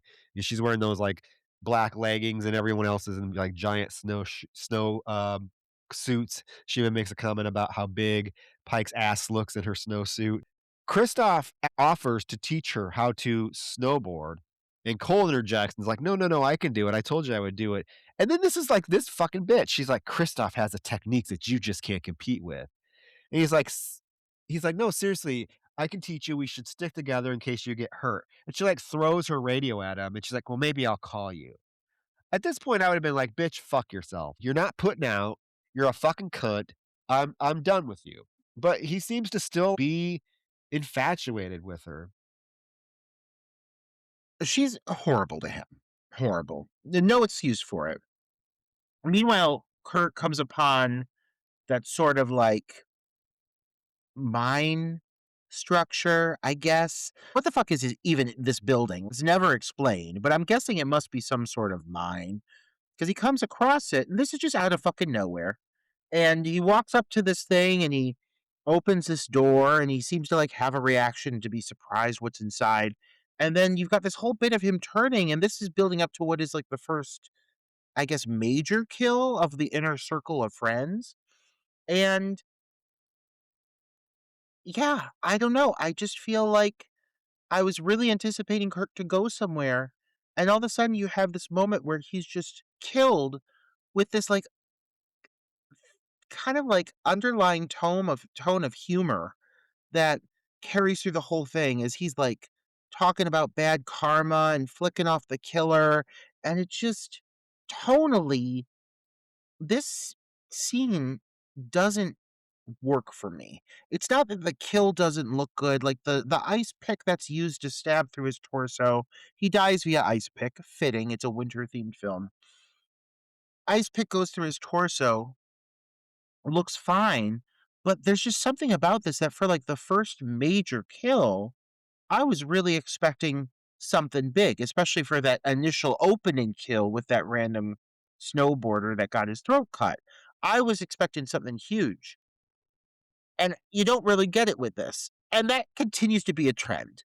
This film the kills kind of only get worse as it goes on. This yeah, and it happened so quickly. I was kind of in your boat where I was like, "Wait, this is the first character from our friend group that we've been following the whole time to get killed," and I expected it to be a little bit more of a spectacle. And it's actually a giant icicle that he breaks off and, shoves through Kurt, and then when Kurt falls to the ground, it comes out of his back. And then you see the killer hacking his snowboard with the axe as Kurt's laying there dying, but that's it, and he makes that karma bad when he before he falls over. I wanted something a lot more bigger and just like more there's no chase, there's no nothing. It just happens within a split second, it's over. He's dead. That's it. That's our first major character to get killed. So you do get this kind of lighthearted moment between Cole and Pike where they're boarding and Cole crashes and Pike rushes over to him and she thinks he's hurt. He's laying there motionless and like she bends down to listen for his pulse and he grabs her and throws her on the ground. And, they obviously these two are starting to become a little bit more physical with each other. And you can definitely tell there's something brewing between the two of them. And in fact, they have like his board broke because remember, the killer tampered with it earlier in the film. So now they have to share a board. So you get these moments where they're on this board together and they're falling and just laughing with each other. And now we get Robin getting on this ski lift.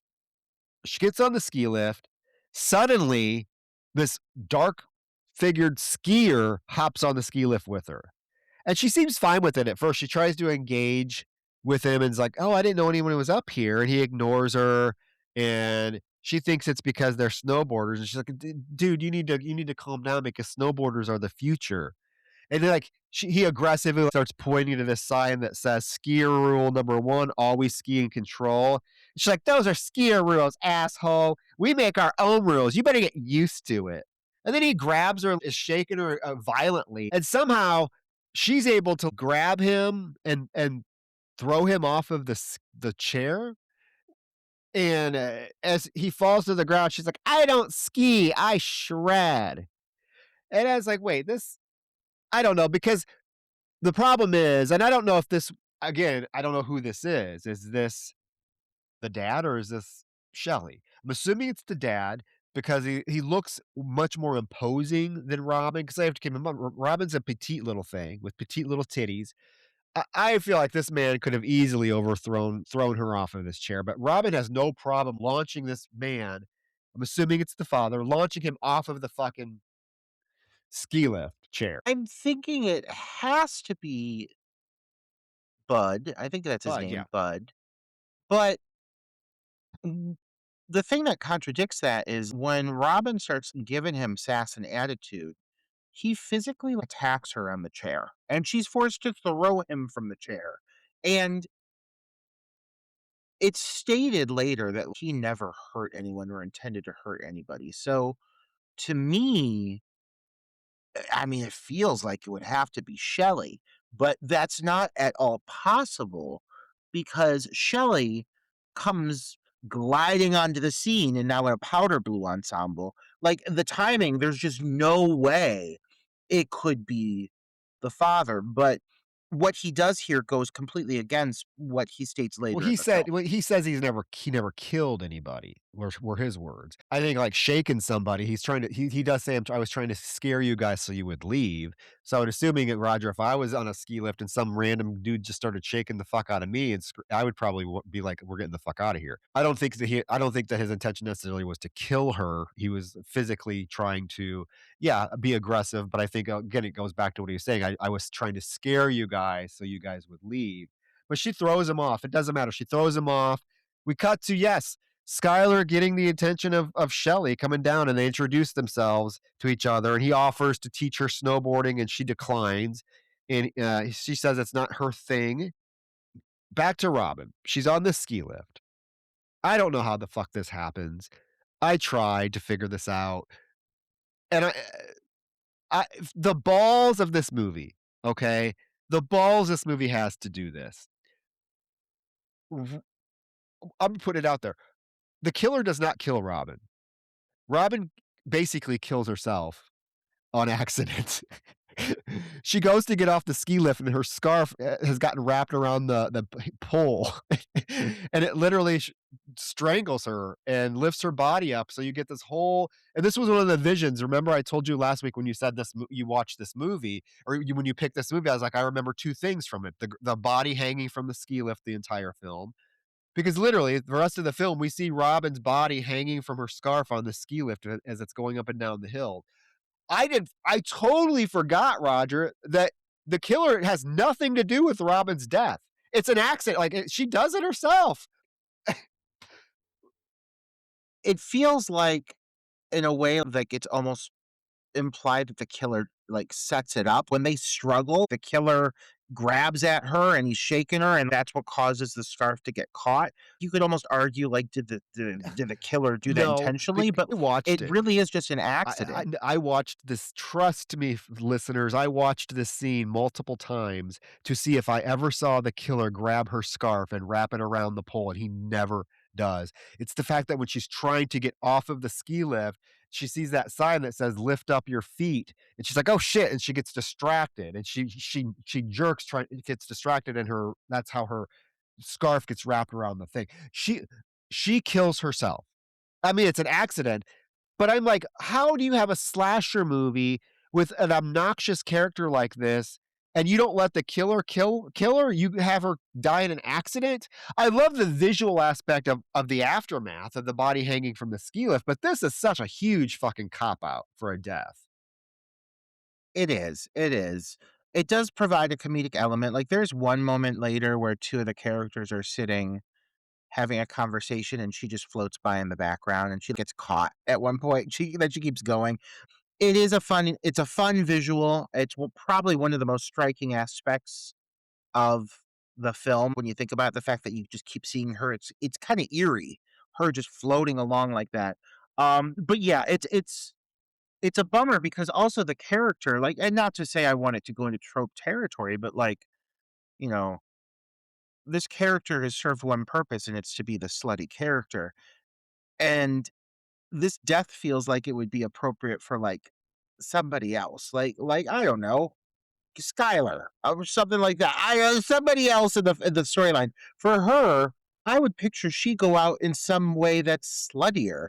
Don't have the slutty girl die covered in layers of clothing hanging from this chairlift by her scarf. It just seems like such a random moment that they had to kill somebody, and they're like, "Oh, well, who can we off now? Let's just make it Robin. We don't need her character anymore. She's served her purpose. She's done now." I realize, Roger, there are two things I hate in a slasher movie.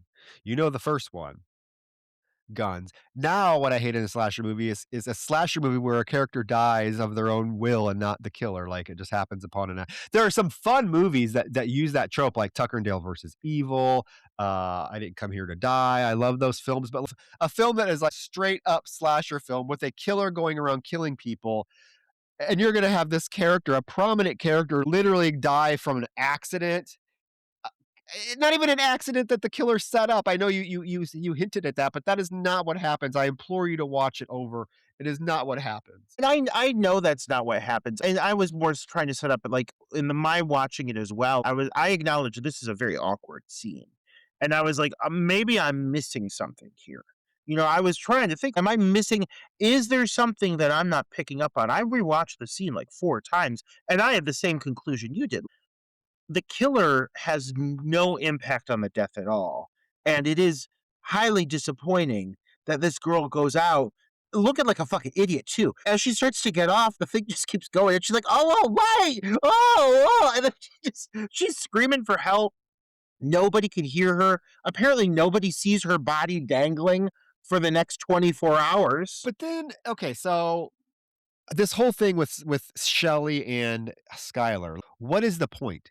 What is her, if she wants to kill these people, so why pretend to be, she's already killed Kirk, so why is she all of a sudden, like, trying to act like she's a nice, normal person with Skylar? She could have or should have just skied down, found him on the slope, and killed him.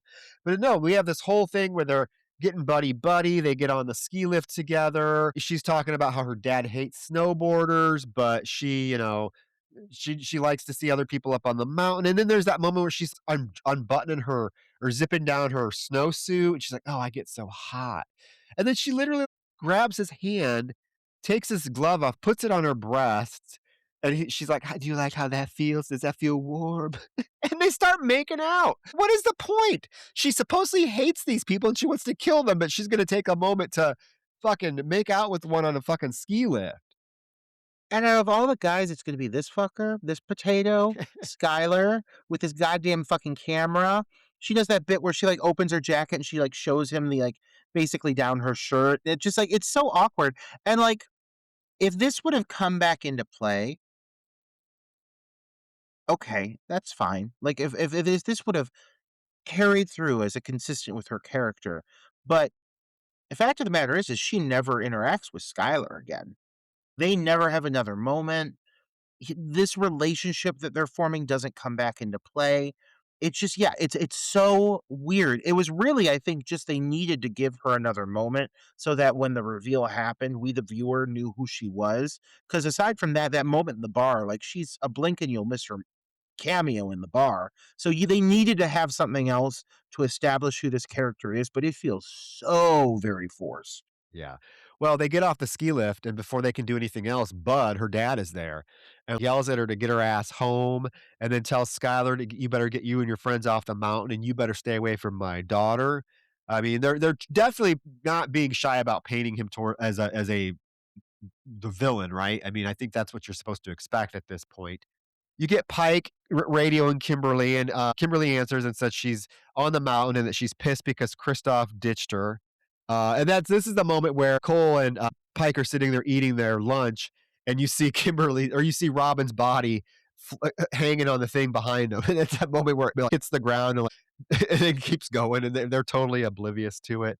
Kristoff shows up to Kimberly, and Kimberly's like, "Where have you been?" And Cole's like, "Hey, you want to come back? Do I need to come up and get you?" And she's like, "No, somebody came to rescue me." Skylar joins Pike and Cole, and to tell them that he finally met the female skier. She's totally into him. She made out with him. Just then, he notices that fucking snowman. He's like, "Look at that fucking snowman over there. There's something sticking out of it." And there is a human hand sticking out of the snowman. Pike thinks it's fake, so they go over and she kicks it, and it is revealed that underneath the snowman is the sheriff. That fucking screwdriver in his blue head because he's frozen now. They freak out. Cole immediately suspects that Kristoff is the killer. And he's like, "We need to find Kimberly. I knew that fucker was dangerous. We need to get her away from him." Pike is like trying to be the voice of reason. She's like, "No, no, no. Just because you're mad because he's swooping in on your piece of shit girlfriend doesn't mean he's a killer." He's like, "Well, no. Who else would it be? It makes sense." And she's like, "Well, shit, I guess you're right. I'll go with you to look for Kimberly." So she joins. Talk about the sheriff's bright blue eye contacts. Because he's frozen, so he's got these bright blue eyes. Oh my goodness. Makeup job on this, not amazing, but at least they brought the sheriff back into play somehow. So he's this big old snowman. Sure, that's fine. Oh, okay. This whole bit here with Kimberly and Kristoff, like, first of all, where the fuck did this active jacuzzi come from? This working jacuzzi. As far as I know there's electricity on the property now, but I thought this place was dilapidated and abandoned, but they sure have this jacuzzi and they're making use of it. And again, she's just such an awful person.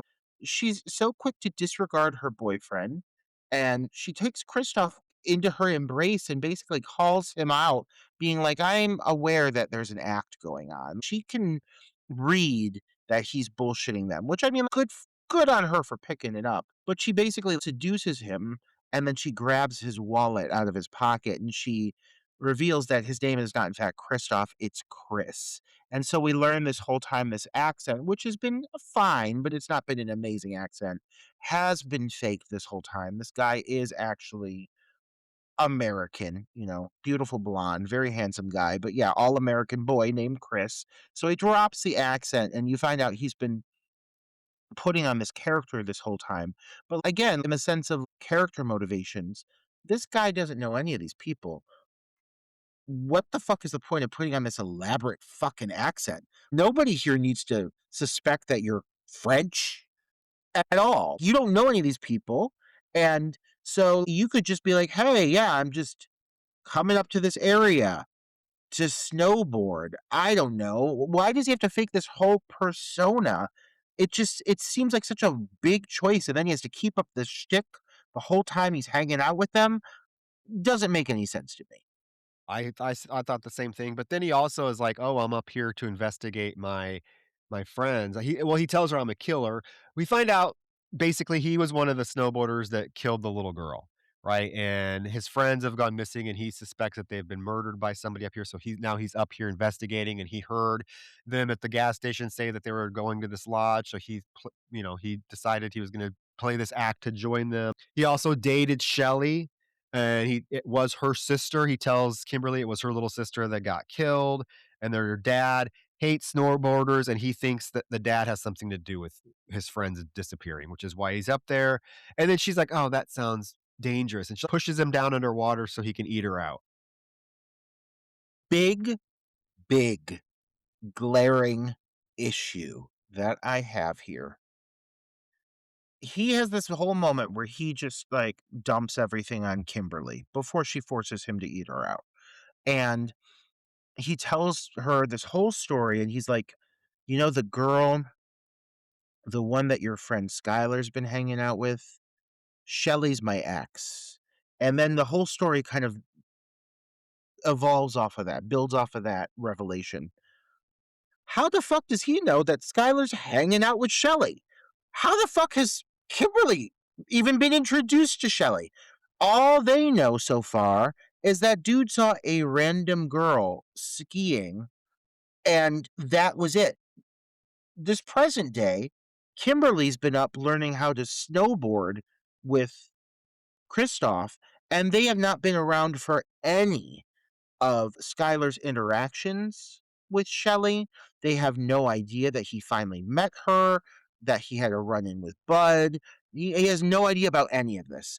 Unless I'm missing something here, how the fuck does Chris know that there's been an interaction between these two characters? And how is Kimberly at all aware of who Shelly is? You're right. Kimberly would not know who Shelly is. So when he says that to her, I was like, wait, Kimberly would have no idea. However, I will say, if you go back and watch the scene where Bud confronts Skylar and Shelly and tells her to go back home, there is a moment where you see Kristoff behind them, and he sees what's going on, and he ducks behind a tree because remember, he disappears for a little bit. And that's why Kimberly thought that he ditched her, and then he appears, and remember, she's like, "Where have you been?"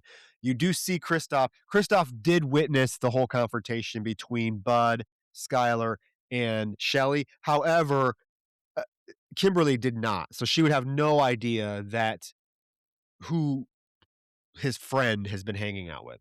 That is a glaring mistake there, but he does see that confrontation. She would definitely not have any idea who he's talking about.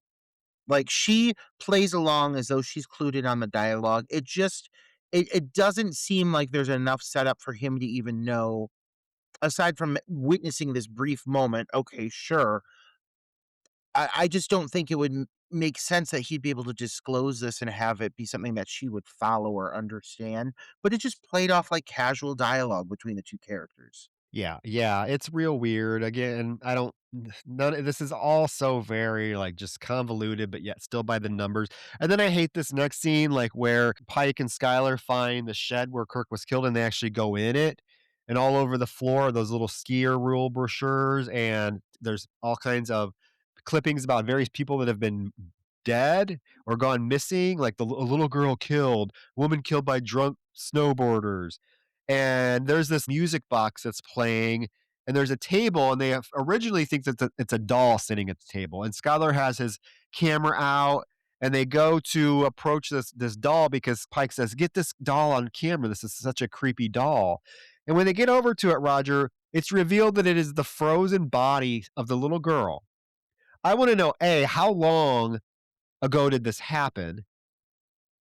Because I don't think this body would stay frozen for years. Like, you can't tell me there'd never been a day that where the temperature got above freezing, that it would thaw out this body, because keep in mind, when you see the outside of the shed, there are massive areas where the snow is melted.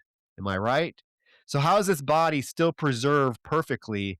And C, w how does nobody know about it? And, like, why do they it's very common knowledge that this girl was killed. Did they not know that her body was, like, never buried or never recovered? It's just so fucking stupid. Like, why is this whole plot point about the little girl's frozen body being kept in this secret mine? Like, what the fuck? This is one of the most obnoxious moments in the whole fucking film. Because, yeah, all of your issues with it, absolutely valid. And then also, it never comes back into play again. If they found this female's corpse, this young girl's corpse, first of all, their reaction would be a lot bigger. They barely notice it. And then they're like, oh, whoa, it's a frozen body. And then they like crack some jokes about it. This girl has clearly had to have been here for a while. And it does not make sense that she would be rock frozen out there.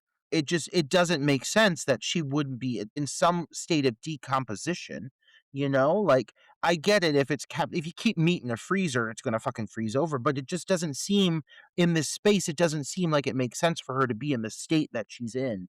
But then also, when it's revealed, the reasoning, the motivation behind the killer, them having the corpse of the little girl just it doesn't make any sense. It's not relevant, it's not necessary.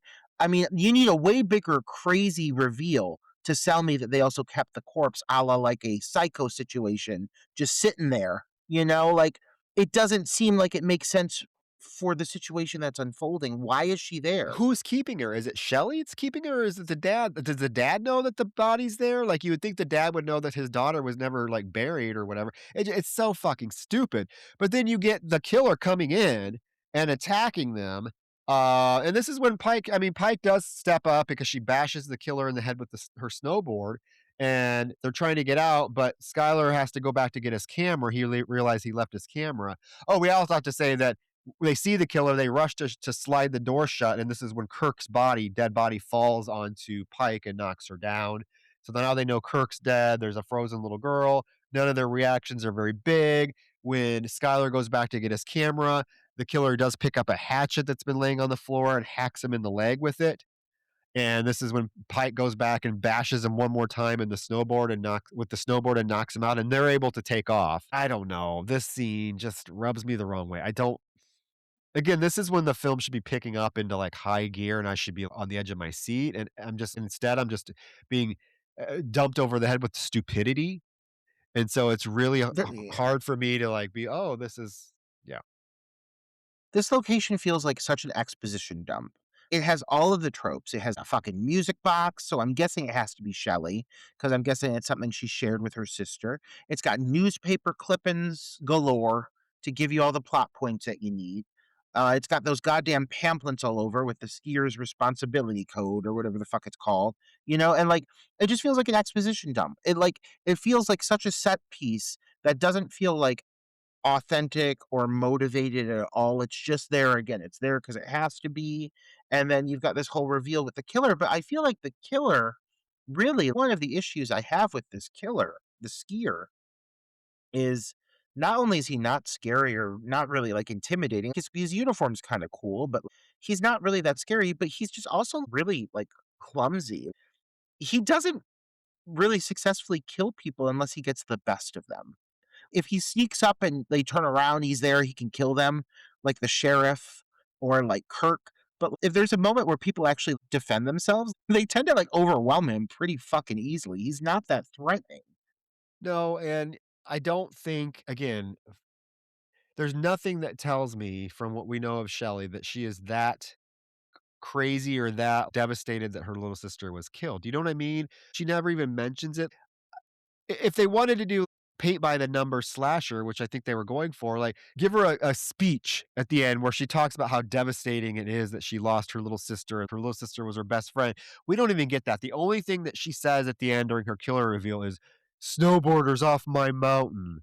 That's it, and then she's dead. We don't get any sort of Rebecca Gayheart speech from her about anything. So, like, it just does not vibe that she would keep this body. For what reason? I don't you don't seem that all. I don't know. It's so fucking stupid. But let's move on.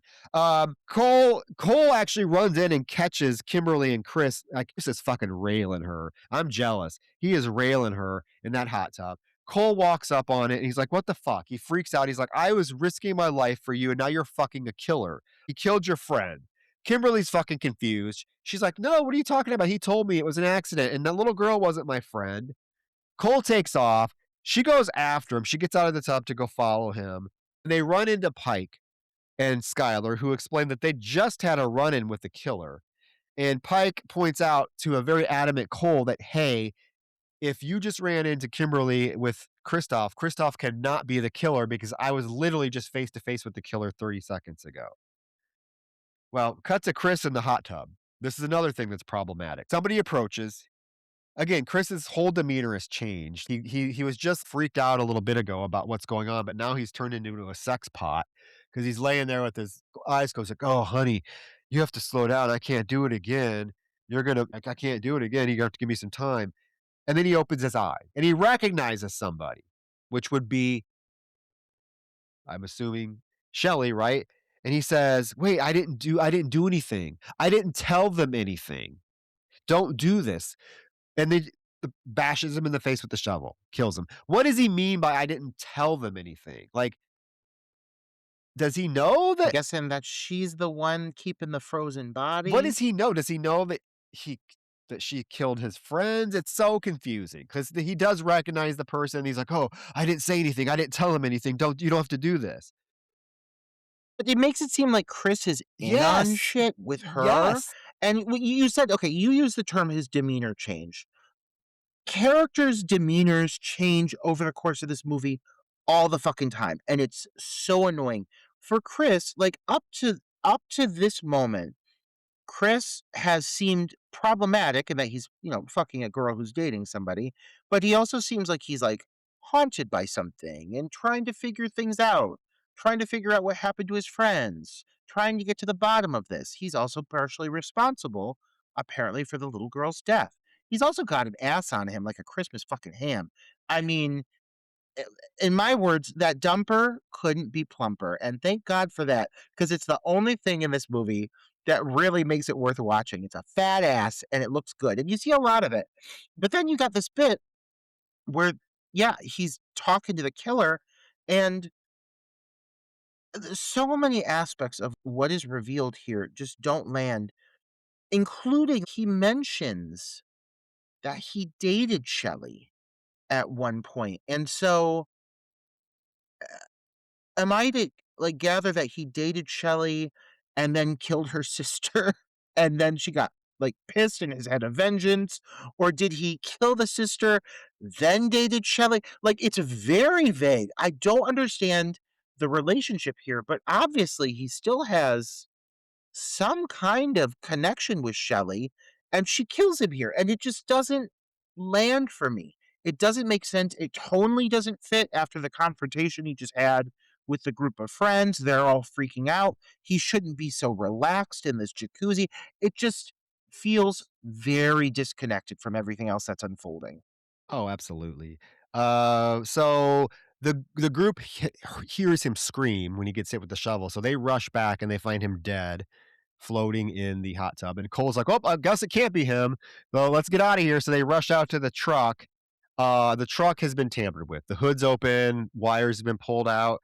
Kimberly screams and she kind of rushes towards the house and then she screams again. And we see that basically three dead bodies have been splayed out looking like snow angels. So you have obviously you have the sheriff, you have Kirk, and you have some other fucking I don't know. There's three bodies. Whoever the three people that have gotten killed so far, they're sprawled out there like goddamn snow angels, and blood's everywhere. They rush back into the cabin where Pike declares that they are being killed for not following the skiers' rules. And Cole declares that's bullshit. He's like, nobody's going to kill over that. Kimberly's fucking having a breakdown. They tell her to stay there, that they have to mend to Skylar's legs. They take Skylar upstairs and she goes to look for weapons. Kimberly does. So she goes into the basement and goes down to look for stuff. She opens up a door that says batteries on it, and then the fucking skeletal remains of like three other snowboarders fall out on her. So all these fucking bodies are just planted everywhere around this property. And I'm assuming these are the three, like, these are Chris's friends, right? The other three that killed whoever, I guess. somebody got killed by these people and their corpses are now there. Nobody seems affected by it other than Kimberly because she tells people and they almost like chuckle it off. Very weird. I want to point out another glaring issue. Kimberly, up on the mountain, Kimberly throws on Chris's yellow jacket, his parka, whatever the fuck it's called, and a pair of galoshes. She's otherwise just in panties under that because she was in the jacuzzi. Then they get back to the lodge. They find the dead bodies laying out like snow angels, and she's wearing black tights and a red jacket. So she's back in her regular wardrobe. Then they get to the lodge. She's freaking out. She's arming herself. And all of a sudden, she doesn't have pants on again. And she's in a black turtleneck. Then she goes into the basement and she's wearing a cream colored top and leopard skin panties and Ugg boots. It is so confusing. Clearly, something got fucked up here. She takes her pants off again for no reason. She's literally flipping out and she takes off her pants for no reason. And then she's running around looking for weapons. I really think that they filmed that bit with her at the beginning of the shoot. They filmed this whole thing with Kimberly running around and then they realized, oh, fuck, we had her pants off. Well, Kimberly, we're going to need you to take your pants off to make it all make sense. It literally makes no sense that this girl has no pants on for the rest of the movie. But she doesn't. She's just in a pair of panties, holding a goddamn frying pan and a goddamn fire poker. What do you And expect? that's it. What do you expect? She just got railed in a jacuzzi. I mean, what do you want Good her to for have? I her. know, especially by that Going sta out strong. So Pike and, well, mended Skylar's leg, and they keep him there, and I guess Skylar, they gave him some pot or something because he's totally fucked up now, but they go out to try to fix the truck, and because she is assumed a lesbian, she is the one that's able to fix it. But She's a truck driving woman. before she She's a truck driving right, woman. before she does it, she's like, "Oh, there's something I wanna get out of the way before, in case we don't make it or we don't get to do it," and, like, she kisses him, alright? And he reciprocates and it's like, oh, okay, these two are starting to warm up to each other. In the meantime, Kimberly's back in the house. The killer sneaks in, like breaks the lock, sneaks in, goes behind Kimberly, goes upstairs to Skylar, and talk about lines that just come out of nowhere. Like Skylar sees the killer approach and he says to him, "Hey, you can't kill me, I'm a virgin." Like, what? Why are you saying a weird, like, comedic line? It just doesn't fit. You know what I mean? For me, this line, we've heard this line before, right? We've heard this, but here it just seems really out of out of place. Well, the killer and Skylar's filming. The killer shoves the ski pole through the camera lens and basically ends up impaling Skylar through the eye through the camera. Fitting, I This guess. I scene is very I frustrating, know. Oh, Troy. I know. Ooh. So an array of reasons, and I'm not gonna go too long on it because we've already spent more time on Shredder than we fucking ever should have, but we're here, so let's just talk about it. First off, this is a slasher. There are moments that should be allowed to be scary. Why are you injecting one-liners and humor into what is about to be one of your few kill scenes? Like, really, there's not many good kill scenes in the film. So, there's that. Skylar has been a major character. He's annoying as all fucking get out, but he's a major character. And they just had that really good effect. I will say this. When he gets that chop in the leg and they're stitching it up, that looks great. So clearly they can do some gore here because there's that wound, they're stitching it, it's bleeding, it looks really good. So right now, I'm expecting you're going to kill off Skylar. This is going to be big. And you got a whole setup, you got the camera. Well, knowing who the killer is, and knowing that Skylar has already established somewhat of a relationship, isn't this just a prime territory to tie that up, to give this moment a certain beat to kind of conclude the relationship that maybe started forming between him and Shelley? Because other than that, it serves no purpose. Really. Like, why would you investigate that? Why would you touch on that? Why would you allow that to develop, to let them develop some interaction, some blossoming romance, and never approach it again? And then there's the whole thing, he's got the camera up, and the killer stabs the fucking ski pole into the camera, but doesn't go through all the way. And he just, like, looks at it, and then he puts it back, and then the killer stabs him. I get that he's drugged up, but this is the most pathetic kill. This guy literally just sets himself up to die. He doesn't defend himself, nothing. And I get that they're trying to inject some of that fucking humor that I keep mentioning is a part of this, but I really think that the comedy in this film is a detriment. Like, it is a negative aspect of this movie. I like a little humor in my horror movies. I like a slasher that's able to chuckle and get me to laugh a couple times. I appreciate that, but this prioritizes the humor over the horror, and it really, really disappointed me how lame this kill was because he just kind of screams and he just drops to the ground, and then you get that one cool shot of the blood starting to pour out of his eye and come through the vent above Kimberly. That's kind of cool, but the kill itself couldn't be lamer. It's bad, and yeah, the problem with the humor is it's not funny. It's fucking dumb, it's stupid, and it takes you out of the moment. Yeah, I mean, Kimberly does hear him scream, and when she looks up at the vent, the blood starts dripping onto her, and she screams, and she screams bloody murder, alerting the killer where she's at. She runs down into the basement again and opens a door to hide in it, and Chad's body is in there with his head almost detached from so we do find out that the skier in the opening scene that gets decapitated was Chad, right? That's who they've been waiting for. That was him. News to me, but that's who it is. Okay, so she hears the killer coming, so she has to hide into this closet. So she opens it and gets in. And outside, Cole and Pike have made progress on the truck. They're making progress. They're making progress. Kimberly takes a moment because she doesn't hear anything. She peeks out the door and sees the walkie-talkie or the radio on the table outside the door. So she does rush out, grab the radio, but at the same time, the killer's coming down the stairs, so she has to go right back into that closet. And this dumb bitch, she's in this closet trying to hide. She knows the killer's right outside. She radios Cole. She's like, Cole, Cole. He hears her, and of course he responds, but her radio is on full blast. So you hear, Kimberly, is that you? The killer alerts the killer to where she's at. So what does the killer do? Obviously try to get into that fucking door and it starts busting the door with the ski pole. Kimberly screaming, why are you trying to kill me? I do like the moment where the ski pole goes through Chad's head and you get that moment where the head is stuck on the end of the ski pole and it's flapping in front of Kimberly. And That's yeah, great. she's screaming bloody murder. The killer's trying to reach in to reach the doorknob and cannot. So, silence. Kimberly thinks that the killer is gone. She gives it a few seconds. She opens the door. She runs out, runs right into the killer, who apparently stabbed. We don't see what happens. We see the aftermath, but all you see is you hear her scream, you hear a thud, you see the radio hit the floor, and then you see that trail of blood. Yeah, that's Kimberly's death. Now, you talk about okay. What what transpires with her final moment pisses me off so bad.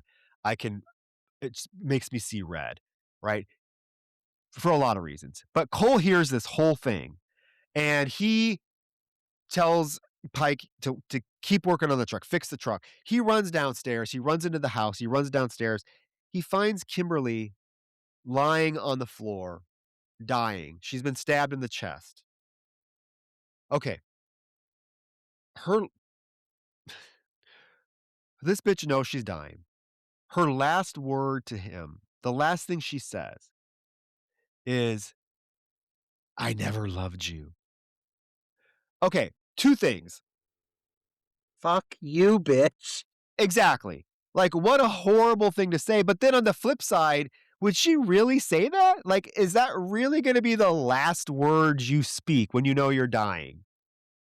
Especially this guy who's really doing everything to keep people alive right now. I get it, you just cheated on him, but he could have been like, fuck you, I'm not gonna help you. And instead, he's fighting for your life. You're gonna just leave this guy by "I never like, loved you." you're gonna dying breath, you're gonna leave him with the last thing he ever hears from you, I never loved like, fuck you. Yeah, that is, but I know Kimberly has been a bitch throughout the whole movie, but my problem more is that it just seems so out of character. I don't think this character would say this as she's No. dying. I know she's been a cunt. I know she's a cheating, but I don't think she would say this. In fact, she's been beckoning Cole. She knows Cole's trying to help. She's having this breakdown. Just a few minutes ago, she was screaming like totally helpless, and now you're going to tell me that she has the gusto to tell this dude, "Oh, I never loved you." That's going to be like your last. It rubs me the wrong way. It's a horrible line. I hate it with a fucking passion. He's like, whatever. He's taken aback. In the meantime, the killer has pushed a cabinet in front of the door so he can't get out. Outside, Pike does get her lesbian ass does get that truck started. Roger, knows her mechanics. So that truck starts. She throws it into drive, but before she can drive away, the killer opens the passenger door and gets in. Pike's able to push the killer out of the car and drive back a few feet, but then sits there and waits for the killer to stand up because she's going to hit him. You know, it's this, again, trope we've seen 1,000 times. The killer stands up. I don't know how this happens. Pike drives towards the killer. The killer jumps out of the way. There is a large tractor like right there, stationary. It's not like it moves. It's not like you can't see it. Pike drives right into it. So And the truck catches on fire. yes, and she gets bashes her head on the head thing. But as she wakes up, the killer like literally opens the door with the ski thing and it like attacks her. And at the same time, Cole is able to get out of this locked room or the blocked room he's in. And we do see the killer drag Pike's body to the snow hill and put it on the snow hill. Now, this is a problem I have. Cole gets outside. He runs out there and he finds Pike's body. Roger, she's dead. Nobody passes out with their eyes wide open, glassed She's over. absolutely dead. Yes. That not one person in history has passed out or been knocked unconscious with their eyes wide open. You can die with your eyes wide open, but you're not gonna be knocked out and unconscious, but your eyes staring straight up, glassed over, no expression. That's how he finds her. And the whole bit in the truck, because I think doesn't the killer bash a piece of wood through the glass and it comes, you see it No, come there's a zooming in her hole in her face. forehead too. Yeah. So when you see her, there's a massive wound in her head. And again, could she survive that? Yeah, but it really feels like they killed her off and then they decided to bring her back last minute. That's how this feels. But this whole ending, I've used the term disjointed so much over the course of this whole review. All of this feels very, very disjointed, and things are just happening because they have to. Like the whole bit, I really have to just throw a complaint out. Kimberly's whole bit of her hiding in that closet. The way that place is laid out, there are so many ways that she could have gotten away from that fucking killer. She did not have to hide in that closet. She could have gone through a different doorway. She could have escaped multiple different ways, especially the killer goes to the door and then walks outside. She could have just snuck away. Instead of grabbing the walkie-talkie, just run the other way. She was just there in that closet because they needed her to be there so that she could find the body so that they could kill her off that way. And it feels like, again, by the numbers, but in such like a, I mean, in such a negative way, because it's following the tropes because that's all it has. It doesn't have any original concepts, any free form ideas. It's just taken from other movies because it's seen these things happen before. This whole thing with Pike apparently dying as a death scene, does it feel extremely underwhelming? Absolutely. Does it look, though, when he finds her body that she is deceased? 100%. She's glassy eyed, staring up at the sky. She ain't moving. She ain't breathing.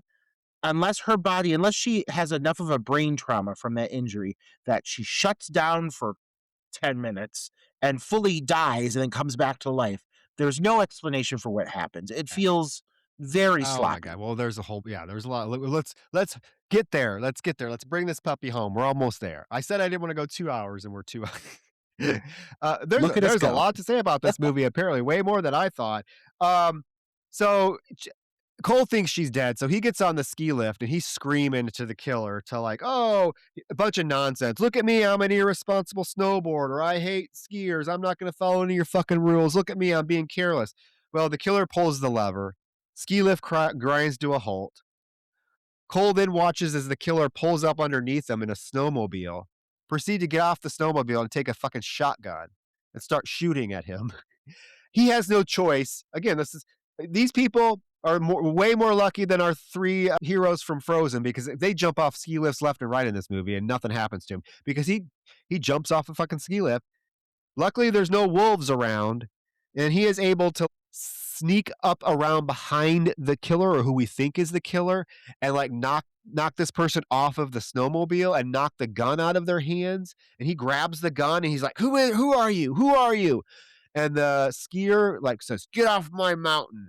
Why the hell can't you just leave us alone?" He's like, "Who are you? I'll shoot you." He takes off his helmet and it is Bud, Kelly's dad. And Cole's like, why have you killed all my friends? He's like, "I didn't kill anybody. I was just trying to scare you goddamn snowboarders off my mountain. You are the ones that killed people. You killed my wife and little girl. And I just wanted to get you off the mountain." He's like, and Cole's like, stay there, stay there. And Bud's like, I'm going to get you off this mountain, and like moves towards him and he shoots. So Cole would have shot him, but when he shoots, nothing happens. And Bud just laughs and he's like, "Oh, it's blanks. See, I wasn't trying to hurt you." Well, Cole bashes him in the fucking face, knocks him out with the shotgun. You get this whole thing with Cole snowboarding down the mountain. Fucking Bud gets on his skis and is pursuing him. And I don't know how this happens. I don't know. Did Cole see this wire, or did he just exit at the right time? Because what ends up happening is Cole goes off to the right just before this wire that was stretched across the snow thing that killed Chad earlier on. I guess it's still there. Nobody else has run into it this whole fucking movie. They've been skiing the whole fucking movie. Nobody else ran into this wire. However, Bud runs into the wire and like his head is sliced clean off. I was so confused about this because Cole didn't put the wire there. I'm assuming it's the same wire that's been there the whole movie, but nobody else has run into it. Why didn't Cole run? I'm so confused. I mean, as a visual, I guess it's cool because he's on like a snow. What's that called? What's Snowmobile? that snow machine? Snowmobile. He's on a Yeah. snowmobile. Yeah. So it's like you see the visual, you see the head get separated, you see the body go over the hillside on the snowmobile, fully decapitated. It's cool, but like Cole is ahead of him, and I don't care how good of a skier Cole is. Like I just don't think there's any way he could have missed that wire. They're both on the same path, and so it just doesn't. It's not clear to me how Cole manages to avoid it, and then Bud gets his head fucking chopped off. It just baffles me, but up to this point, I guess it's the least of my concerns because there's so many other glaring issues. But now he's dead, and so it feels like there's this kind of like conclusionary moment.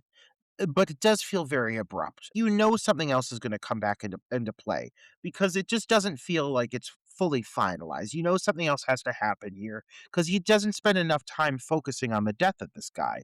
It's just very much breezed by. The guy's dead, and Cole's like, I gotta get to the main road. I gotta try to find some help." Yeah, so he hikes all the way back into town. He tries to hitchhike. Nobody helps him. Nobody stops him, but he does get back to that bar that he was at earlier that they bought the booze at. Nobody's there. He tries the payphone, nothing. So he goes out the back door and he's immediately trapped. And right in front of him is that fucking giant snowplow. And the snowplow proceeds to start moving towards him. And the door is locked. He can't get back in. We see the blades spinning at full speed. The driver is dressed in all black with the black helmet, and then all of a sudden pulls the mask off, and it is Kelly. And she props the gas pedal down with her ski pole, and she gets out of the snowplow thing to stand there and say, "Snowboarders off my mountain. Who's the shredder now?" All of a sudden, Roger, out of fucking nowhere, Pike appears on the fucking roof above and says, "Shred this, bitch." and shoots her with the shotgun. First of all, couple problems. How did she know that Cole was at this bar? How did she know that's where he went? How did she get there so fast? Because when he left her, she was literally looked dead. How did she get a shotgun that actually had bullets? Where did that gun come from? Yeah, there's a whole slew of problems here. The biggest being that she was dead. She was dead, okay? But she does shoot Shelly, who falls off of the snowplow and is in front of it. She's looking, her chest is bleeding. She shoots her again. She falls, and you get the worst. Uh, the worst. Like, is this even CGI or was this a dummy? It looks so bad. Her getting sucked into the thing. Looks bad, but at least they went there and gave this individual a pretty big, gruesome kill for a film that's been pretty mild on the gore. It looks bad, though. You're absolutely right.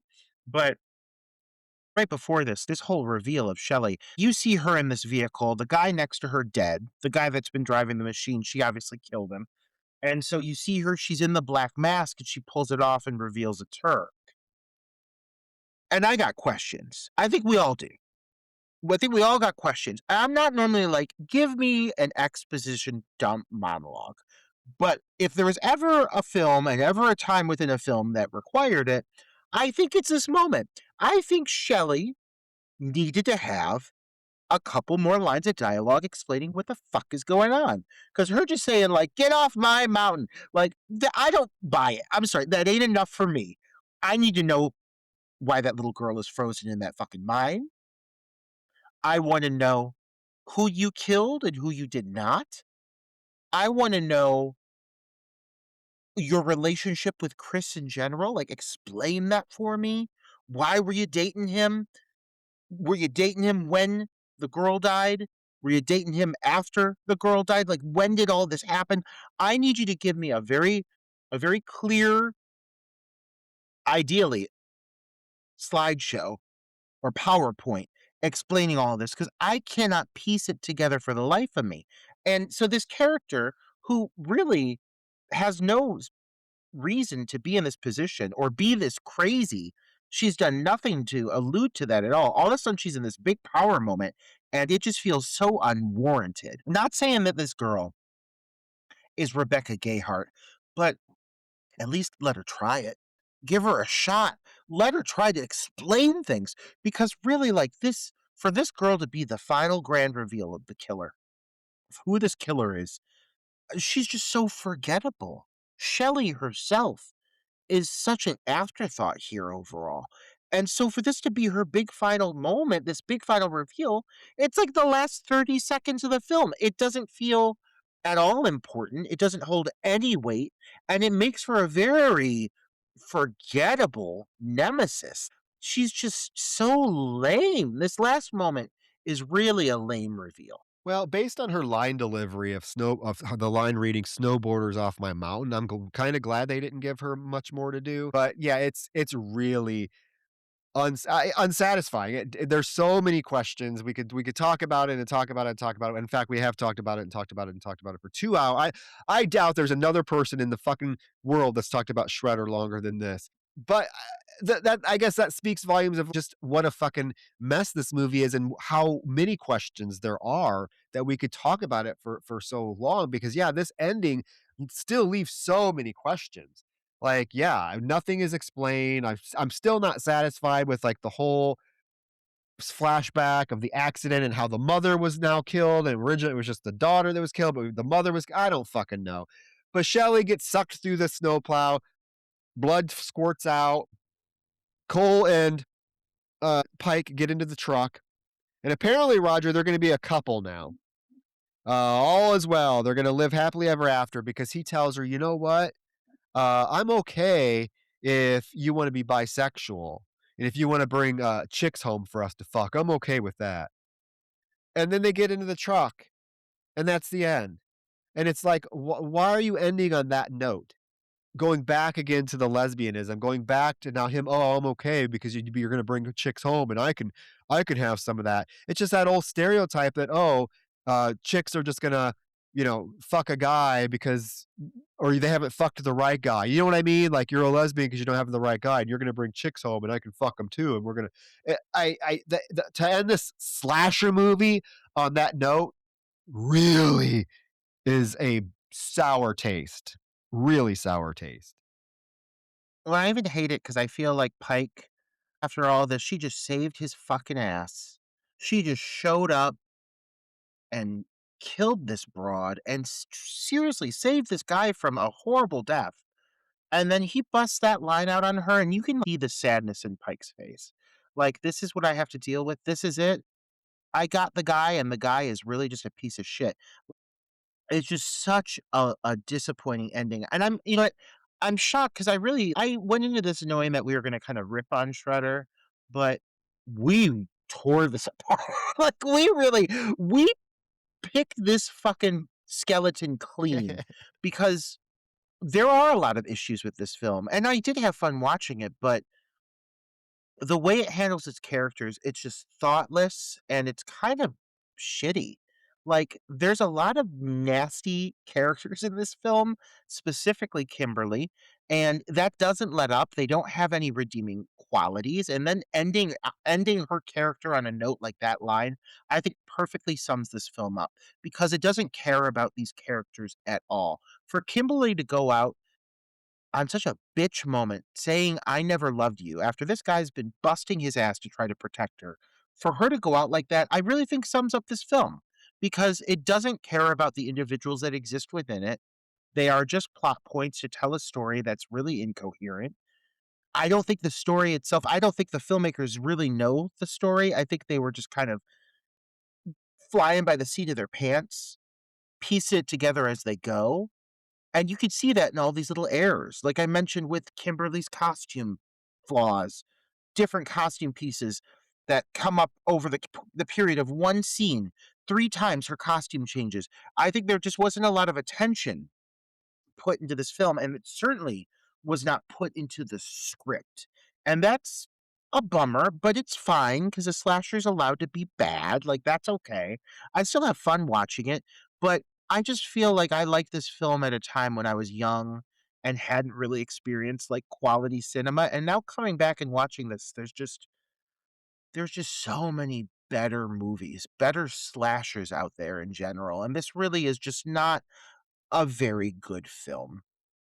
Again, nostalgia from the time period, but and I can see like, that always nostalgia always plays a part in how you feel about a film. But you have to objectively, when you go back and look at it and ask yourself, is this really a good film? And like we watch these movies for a very specific reason on this podcast, and it is to critique them, it is to discuss them in depth. So as much as I might have thought Shredder was a blast when I first saw it back in 2003, revisiting it this time was really, again, I had fun with it, but it was grating. And like I said, I kept tuning out. The characters are horrific. I would say this movie probably has some of the worst, characters I've ever seen in a slasher film, and that's really saying something. The motivation for the killer all over the place, there's no coherent story or no coherent motive at all. Is it you hate snowboarders? Is it you're trying to get revenge? Why the fuck yeah, so many questions. But guys, I know there are fans of this film out there. So you guys, if you enjoy Shredder, please chime in on our social media and comment on what makes you find this film endearing. Again, a lot of times it's nostalgia, and that's fine. But like, what else? Because I'm genuinely curious. And I'm gonna wrap it up real quick because I feel really bad. Because we're going from one really bad slasher to another really bad slasher, and I want to know, were my hints last week enough for you to figure out what our next film was? Remember the hints I gave you? Is it Sleepaway Yes, Camp? it's Return to Sleepaway Camp, and it I feel really now I feel bad because this film ooh, wait, have you seen Return to Sleepaway Camp? No, but all I've heard is you bitch about it. So I can't wait, but also, like, yeah, this was a tough one to get through, and it sounds like the next one's gonna be the same. Yeah, yeah, I when I saw it pop up on Tubi, I was like, "We have to cover it." We have to because 'cause we've covered the first 3, and it is such a divisive film, like, it is maybe it's not divisive because I don't really know anybody that loves the film. It's widely hated. But I really want to revisit it because again, same reason to revisit any film or revisit this film. I haven't seen it for so long that is I want to go back and I want to ask myself instead of like with Shredder, the question I'm asking myself when I'm watching it again to rewatch it is this as good as I thought it was when I first saw it? Now with Return to Sleepaway Camp all these years later, I want to ask myself, is this as bad as I thought it was when I first saw it? So I am super curious to rewatch it and have a conversation, especially knowing you've never seen it. So this will be an interesting one, guys. So tune in next week. Return to Sleepaway Camp. I know many of you are going to have really strong feelings about it. And we will be right there with you to discuss it next week. So tune in. We're really treating y'all with these last couple episodes. We're gonna have to cover a Yes. masterpiece after this Well, next one. I'm gonna have to well, pick something really well, respectable because we also have to start thinking about our 200th episode that's quickly approaching and what we're going to do special for that. So, guys, if you have any ideas for what we could do for our 200th episode, throw them out there. We will definitely be open ears. I was hoping maybe some of our supporters could send us some recorded messages of appreciation. 200 episodes, that's a big deal. So if you want to record something for us, we would play it on that episode. We'll discuss that the next I think you review. should make us We'll I think nurture you're that. the social media guru, you need to start posting that on our social media pages so that people will do it. No, because I think that's a really cool thing.